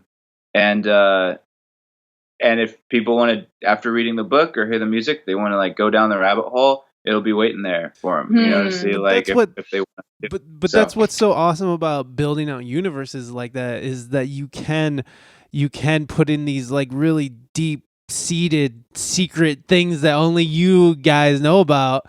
It's like Stanley Kubrick when he did what's the movie that they made a documentary on, The Shining. How there's just so much put into set design, and how there's just so much put into to room numbers, and just everything has this like perfect little place for it, where it's so expansive that they made a fucking documentary out of it. I'm sure they've written books about it and shit, and they teach it in college, so like I love that. I love when you can deconstruct something down to just like to a fucking hidden frequency. That's insane. That's awesome. And and there is a place for Bieber, like, because no one's deconstructing Bieber down to a hidden frequency, but there is a place for it, because when you said all that, I was like, I absolutely agree with you, because I love that album too. It's like, it's not the greatest thing, and it's not like I have it on repeat in my Spotify playlist, but it's like it was a song where you were actually like, holy shit, the production, and like, I think we're referring to the same album, it's the album they had like Why Don't You Go and Love Yourself or something on it. It had just like an electric guitar, and then had like a trumpet solo, and that was it. And like that was a smash hit, which to me in my head, like I had to give credit to the general population, because it's like, wow, you can get past all the buzzy sounds and the deep bass and all that, and just strip something down to something so simple like that. I mean, that's wonderful. I thought that was a great. That says something great about where we're going, at least in this world. Maybe, I don't know. maybe I'm reaching too far there, but no, you're not. but it's nice that people can slow it down, and in a saturated music scene that it's so saturated with so much trash and loud noises, and all the beeps and boops and stuff.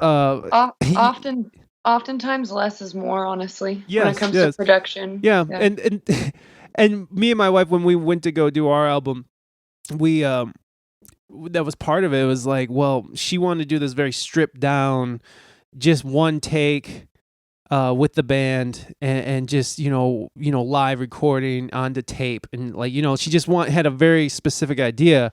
And me on the other hand, I'm like, well, we need like some strings here, and we need a nice tight ass rise right here, and like overproduction. Yeah. And it got to a point where I couldn't, it came tense. There was some tension there, but at the end of the day, when I saw the finished product or heard the finished product, it was just like, oh, I get it. I get. It gave me a real appreciation of like less is more, because I'm with Gabe. Is like I get real bored real easy, and if something doesn't hit for me right away, then I'm out. And so it was a great lesson to just sort of strip things down, but that's not what you're doing. Well, yeah, you are actually. You guys are doing that with the acoustic thing. I like that. Yeah. So the next album, not the next two that we release, but the next album that we record, or all original music. I mean, again, this could change. That's great. But that's great. I feel like this next one is going to be a lot more stripped down, and we're still going to have like the bloops and the bleeps and stuff, and we're still going to have that like video game sound effect. But there was, I don't want to say too much because I love Lizards and Labyrinths. I love the album that we made together, but I feel like I've been doing that for a while now, like just adding so much because I was by myself. So it's kind of funny, like literally overcompensating because I was by myself. I felt small, so overcompensating with like adding all these crazy sound effects and just like throwing every arsenal I had at the audience. We're playing these shows, but now I don't know. I'm feeling like the next record is going to have some sort of more organic elements to it, and on the last album, a lot of my guitar was recorded acoustic, just to get that type of sound. And I'm not saying we're gonna do that again, but I don't know. Like I'm just hearing a lot of the songs that I've been writing, and I'm almost feeling like I wonder if it's not going to be a departure from the electronic side at all. It's always going to have some sort of link to that, but at the same time, be more of a bass, drums, guitar, and a couple keyboards, and then vocals, boom.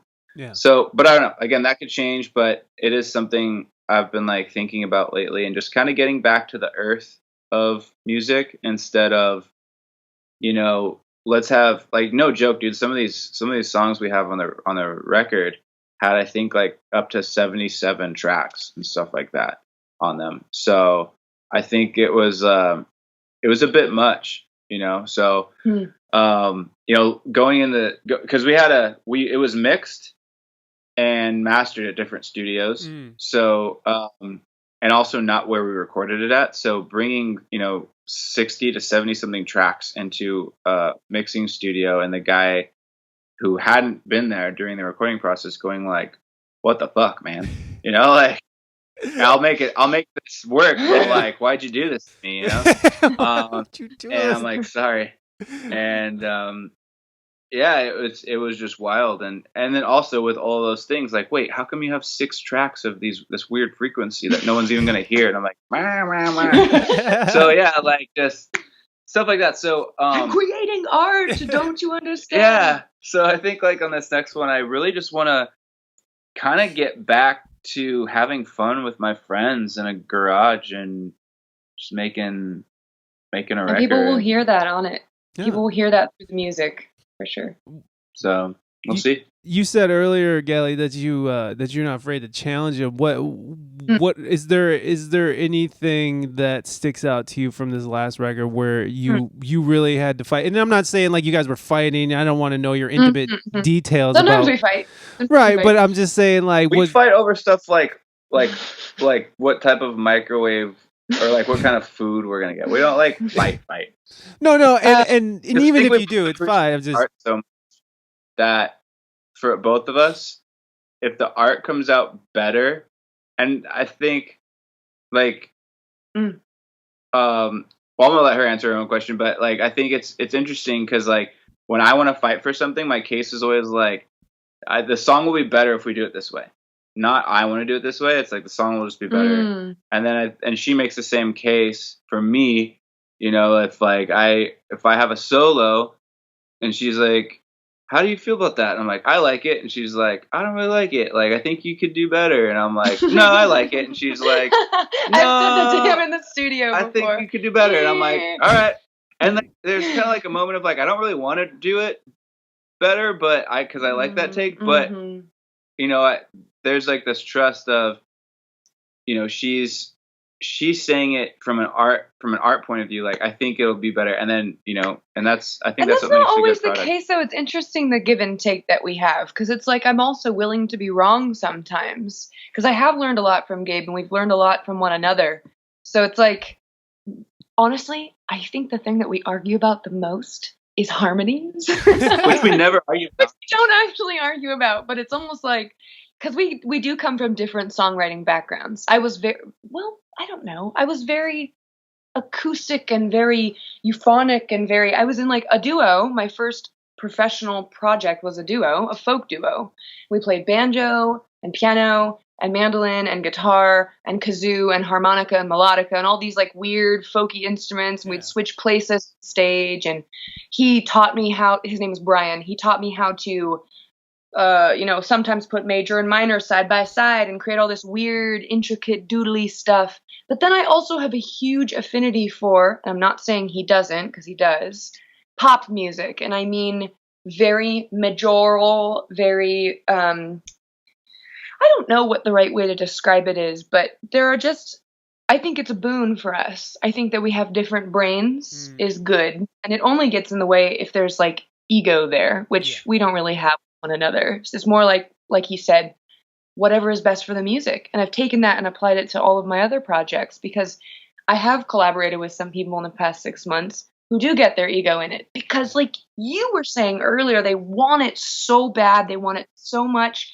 that they don't know how to trust and just kind of let music breathe and be music. And I used to be rigid like that as well. So it's just learning from one another, and then being willing to stretch your brain a little bit and see what you can create together. So it's been very rewarding. Yeah, totally, man. Like I love, because I relate a lot to you too, Gabe, because like I was very much a bedroom player as well. And as soon as I started collaborating, I started seeing like the possibilities just open up, and to cut that possibility off, I think I think it's short-sighted. It's short-sighted to just be like, oh, this is how it's got to be, and this is the only way it's got to be. And as I was saying earlier with my wife, I was even pressing her about, we should overproduce this shit. And it's like, thank God that well, it's her name, so I can't. At the end of the day, it's her name and her face on that album. So at some point, I had to just back off.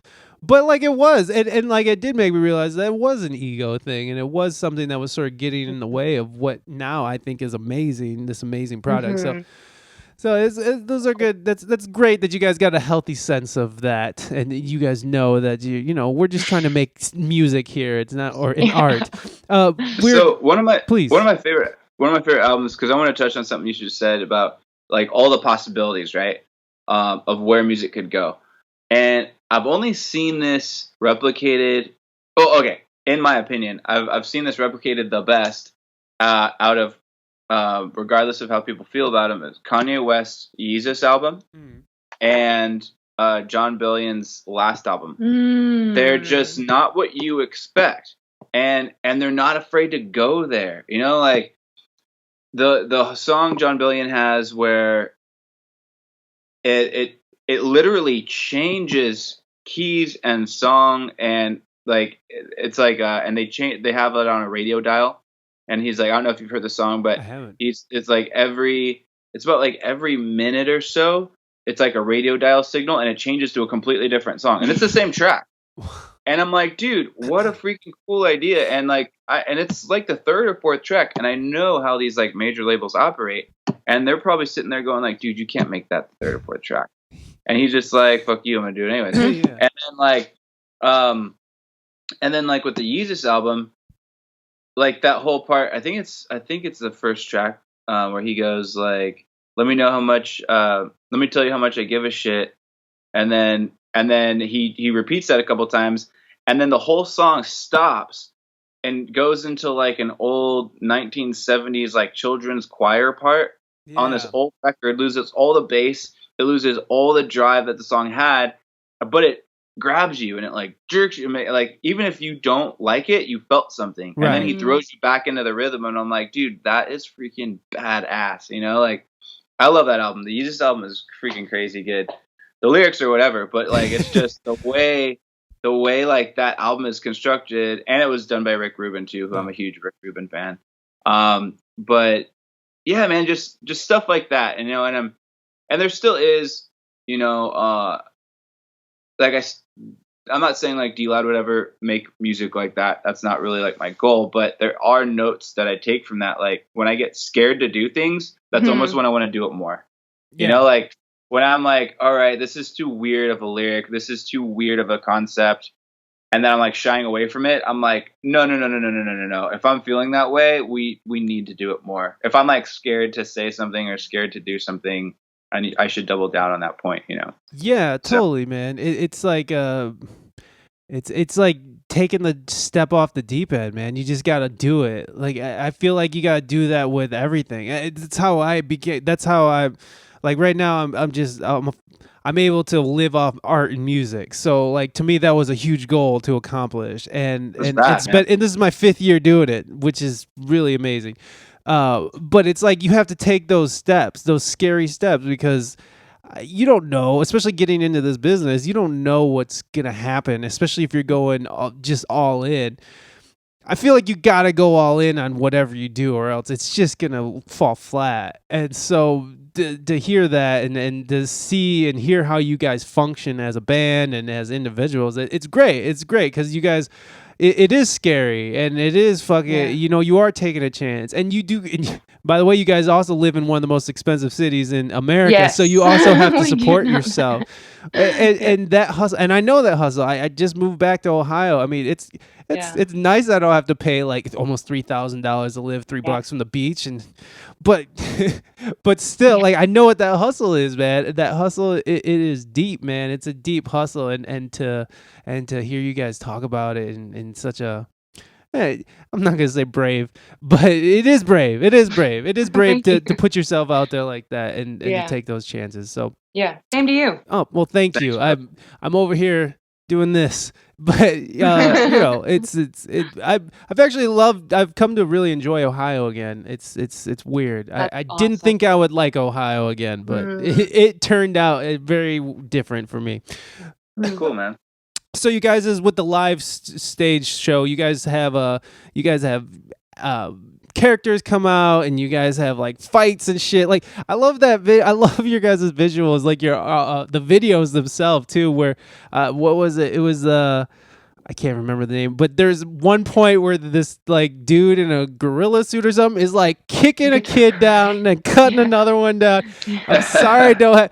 Your guys' visuals are amazing. So how do you see yourselves, especially as this grows, where do you see the stage show going? I mean, I really want to get crazy with it. I mentioned Iron Maiden earlier, but the goal right now is obviously get the book published, but after we get that published, I'm really hoping that book can open up some doors for some new forms of creativity, and actually have a touring crew, where I would like to have 4 or 5 characters on stage at one time. I'd like to play venues at about the size of House of Blues, and have multiple backgrounds, maybe a couple of props on stage, and create a full-on live experience without getting rid of the show-going atmosphere of the music, of course, and that's going to be an entirely different conversation. But that's where I would love the show to go. Is these people can come and they can come to a DLOD show, and something similar to the Aquabats or Tenacious D or the Wiggles, like a grown-up Wiggles, like no joke, like kind of like an adult Wiggles is like where I would like this thing to go. That paints a very vivid picture. Thank you. That's amazing. That's amazing. Yeah, especially knowing your guys' visuals and stuff, just having it in my head, seeing that in my brain is awesome. Wait for the puppet show. It's gonna be oh yeah, there's so much shit going on. I love it. So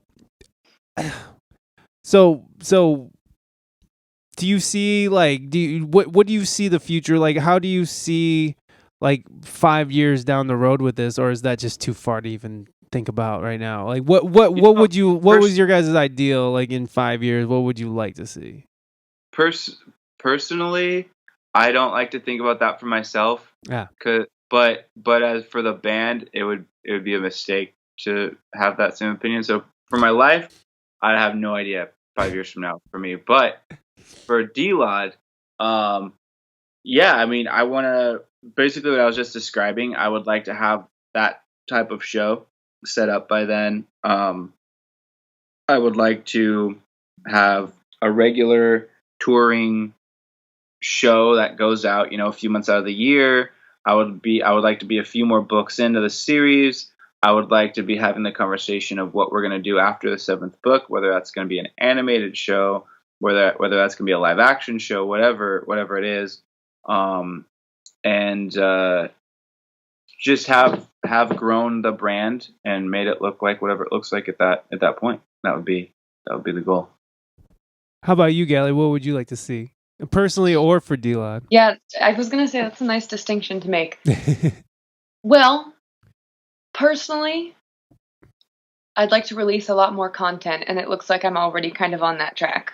Honestly, I have so many collabs going on right now that I am so excited to continue playing around with mixing genres and pushing boundaries, because that's the kind of stuff that I'm looking to release is like music like John Bellion, which kind of challenges your previous understanding of music, or even Kanye West for that matter.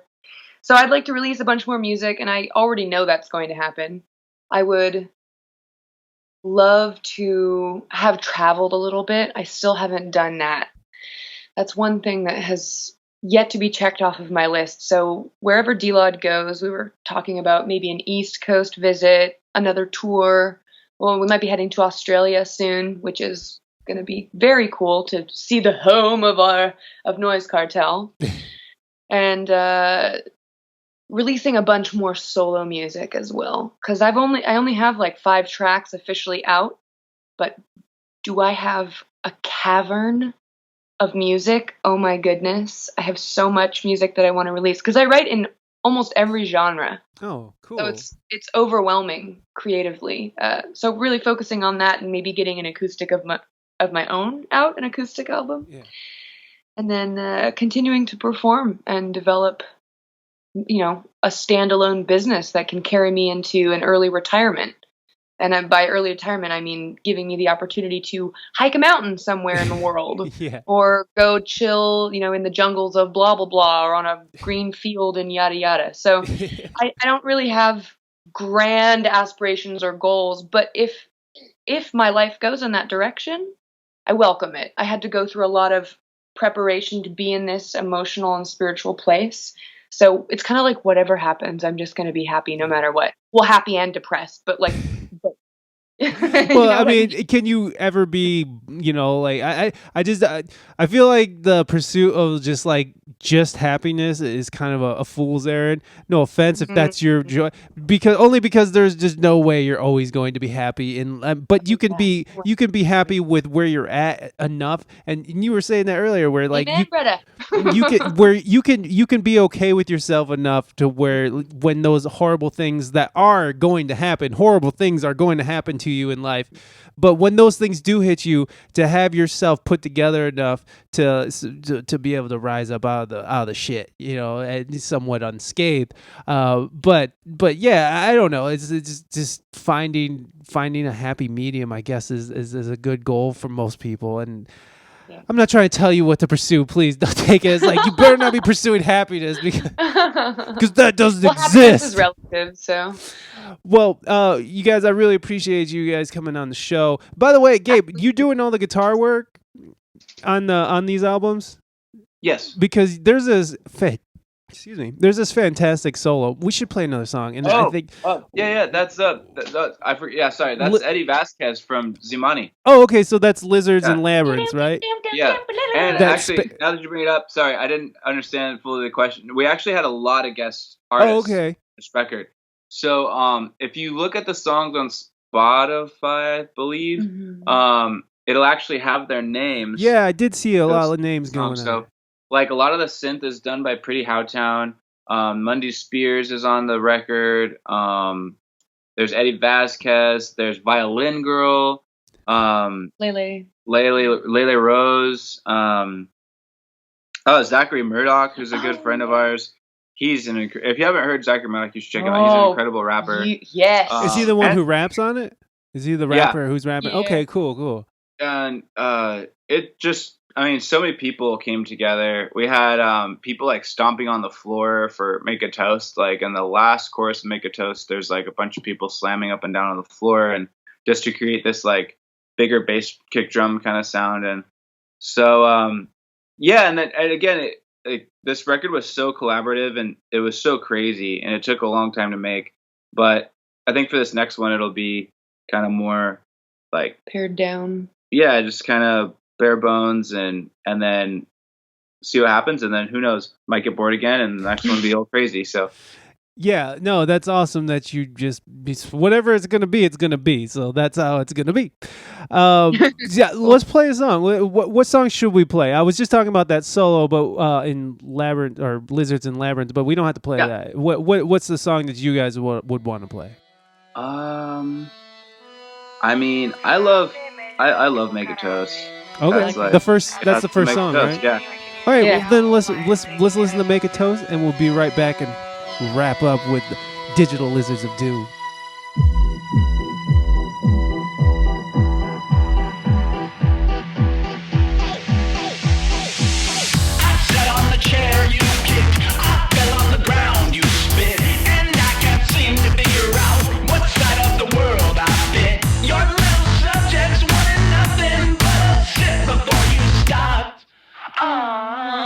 Let's make a toast to your name.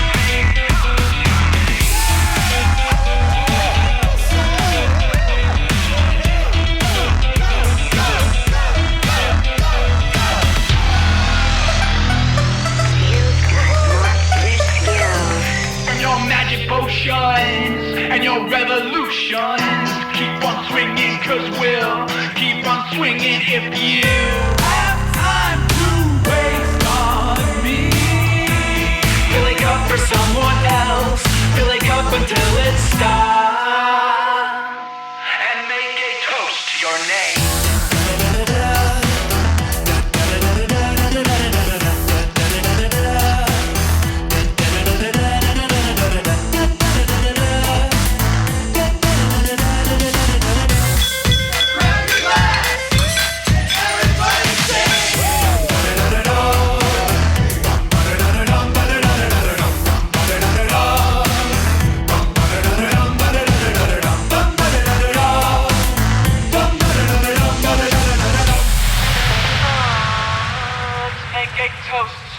your name. And we're back. Well, I really appreciate it, you guys. Giving your time of your day, especially getting up so early in the morning. I know 9 a.m. is early for musicians, so I appreciate it. I really do. How can people find you? How can people get a hold of you? Where can people find you? It's so cool to be able to say that you can just Google Digital Lizards of Doom, and truly, like, the first page brings up our YouTube, our actual website, our Facebook, our Instagram, our SoundCloud, any pertinent articles and stuff like that. Plus, it's such a specific name that it's kind of hard to miss. Yeah, for sure. So we're on pretty much every streaming platform. So am I, the Gallie Fisher solo stuff. But yeah, if you just type in Digital Lizards of Doom, or sometimes DLOD World, DLOD, WORLD is like a common hashtag. It's also the name of our website, which is dlodworld.com. So perfect. You can just type it in anywhere. How about you, Gallie? What do you have a website of your own? I do. Yeah, my brand that I'm building is called Gallie's Alley. So my website is GALLIESALLEY, Gallie's Alley. But if you type in Gallie Fisher, just FISHER, all of my collaborations, the EDM song I was telling you about, my solo stuff is on Spotify. I'm beginning a YouTube channel, but that's taking a little bit longer than expected. But yeah, if you type in Gallie Fisher, you'll probably have Never Change with Crystal Skies pop up, and then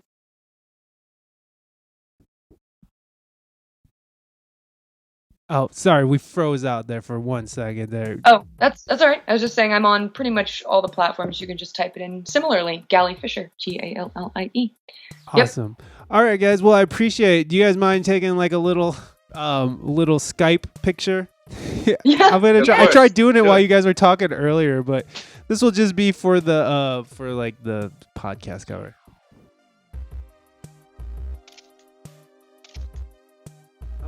I think that worked. I don't know how this works. Fucking Skype. Did it say that I took a picture? Yeah. Okay. That's well, dope. Awesome, guys. I appreciate it, and you guys have a great rest of your day. You do the same. You too, man.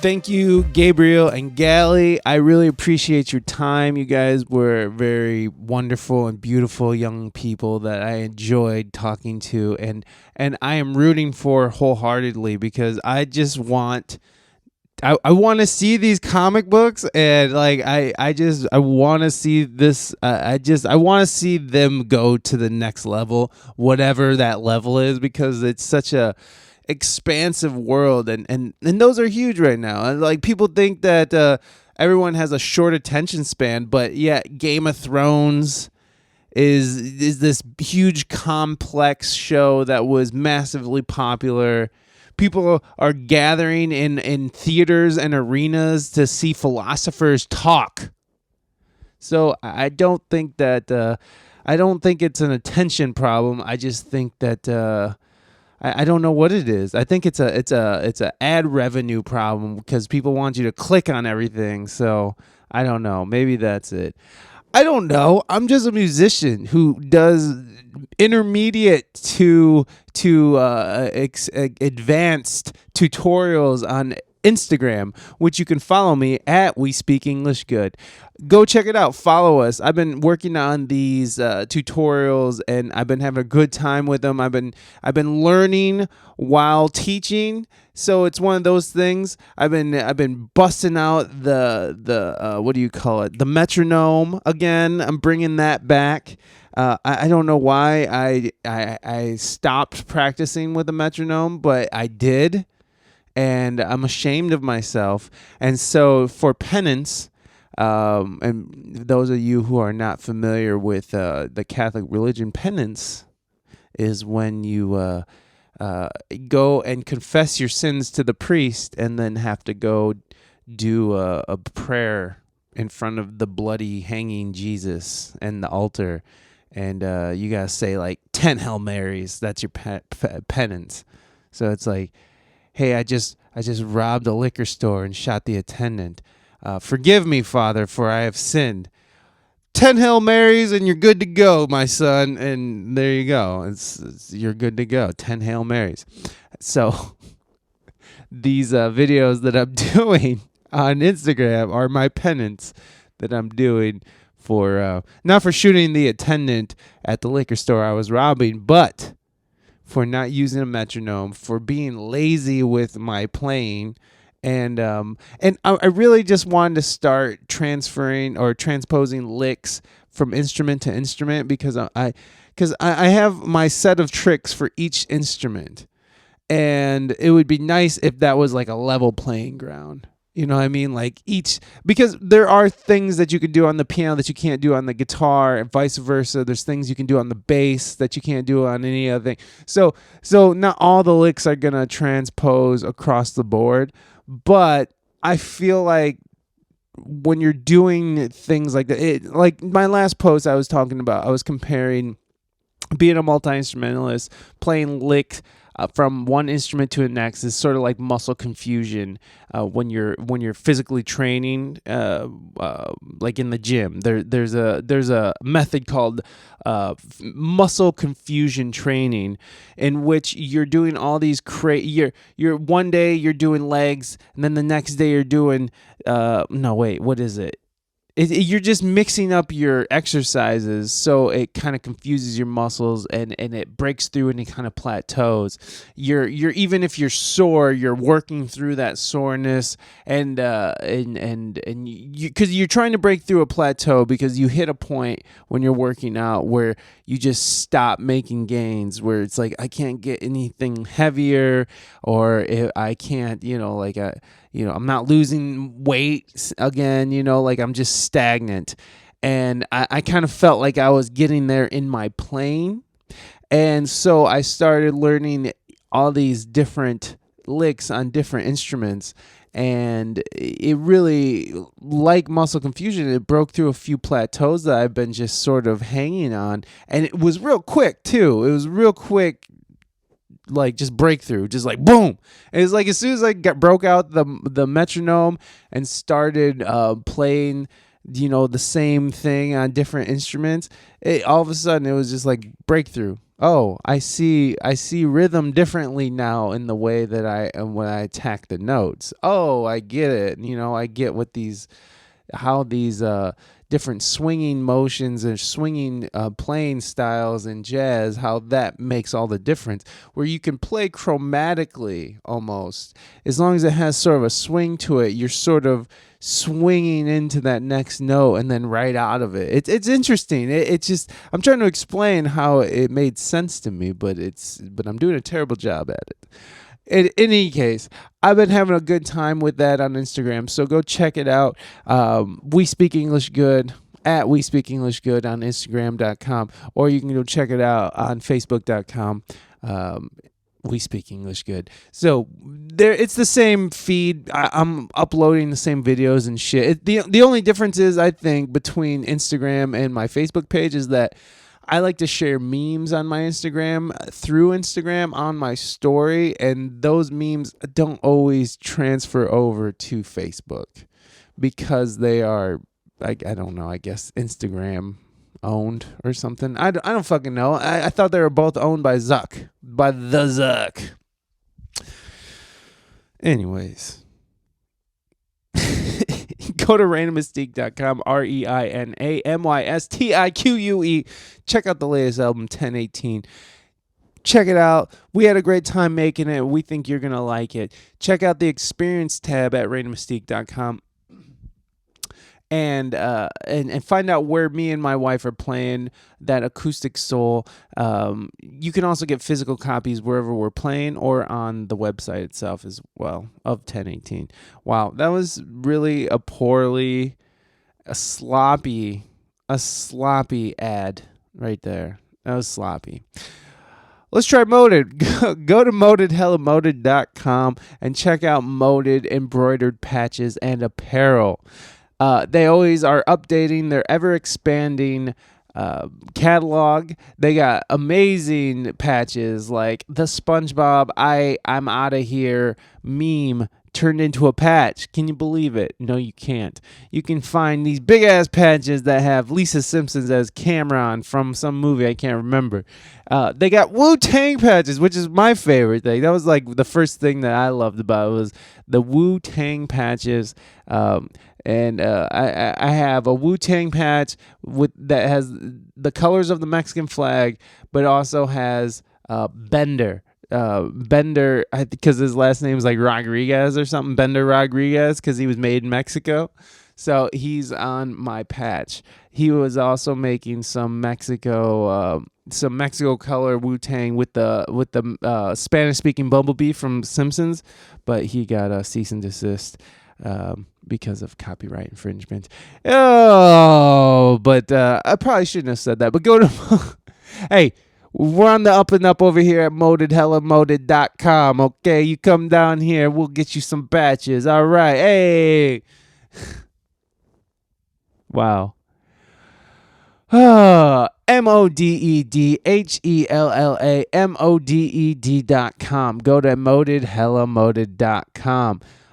Leave a review on iTunes, Spotify, anywhere you get your podcasts. Leave a review. 5-star ratings are always appreciated. You can also write the show at wespeakenglishgood@gmail.com.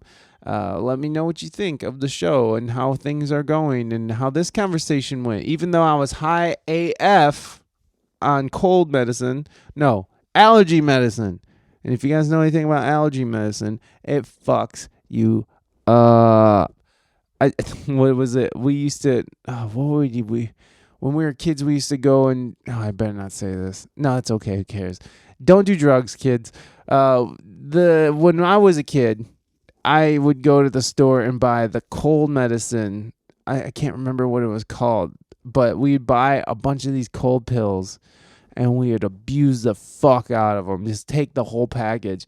Or we'd go get Robitussin and do a robo trip where you just slam a whole bottle of Robitussin and it fucks you up. I'm serious, it fucks you up. But it's not like a good fucked up. It's like a really shitty, pukey fucked up. So don't go out there and try it, dipshits, okay? It's not a good one. We also used to huff potpourri. How cool do you think that is? Where you put a towel over a can of Glade and you start huffing away. We're fucking idiots. You're just inhaling chemicals. Stupid. Fucking stupid. Anyways, what else do we got here? I think that's it. I think we're just blathering now. Again, me and my wife are playing tonight at Asa Danikin's birthday suit party, which I think he'll be in a birthday. I think they mean like suit. Like they're going to be in a suit. So I'm going to wear my suit, I think. And go down there and be flashy for Asa. It's at Parkway Sports Bar. If you're in the Toledo area, come down, see us. We play around 9:30. It starts around 8. Have a good time. Hey, all right. Also Saturday, what month are we in? October 12th, 2019. Reina, Mystique, and I will be playing some acoustic soul in Grand Rapids, Ohio, at the Wild Side Brewing Company. We'll also be enjoying the Apple Butter Festival beforehand down there in Grand Rapids. So if you're down there and you want to say hi, come on through. We'll be down there picking apples and turning them into butter, taking them home and enjoying them casually on a piece of toast or a bagel. Anyways, that's enough out of this guy. I will see you guys next week with Boogie Matrix Mechanicism. Boogie Matrix is a jam band out of Toledo, Ohio, here in Ohio. They have been out of the scene for a while now, but they're doing a reunion show Saturday, October 26, 2019 at I think the Boonies. It's in Toledo, but they're gonna be jamming out. There's a lot of people looking forward to this reunion show, and ever since I've been back here and involved in the jam scene around here, it's everybody talks about Boogie. And if you've been following the show since I've been in Toledo, like any band has anything to do with the jam scene here in Toledo or in Ohio, knows who Boogie Matrix is. They have quite a name for themselves, and they've been able to sort of maintain it, which is strange that after about 10 years. So they're doing this 10-year reunion for their album Laser Grape, and they want to talk. Johnny and Jeff came on the show, and they were very nice and forthcoming. Whoa. Oh my God. I'm not cutting that out. You guys are getting burps. And if you're this far into it, what the fuck are you doing with your life? Why are you still listening to me talk? Anyways, the next week is going to be a good show. And then I got to figure out what I'm going to do after that, because I had like 5 or 6 shows in the can. And I just sort of took like a depression vacation, because I just been in this bout of depression. And I had all these shows that I had in the can, because I did like 20 in one day. And so I've just been sort of kicking back, not relaxing, but still working, just not talking to people. But I'm going to come back with something new. It's going to be fun. I got some new ideas on how I want to conduct an interview.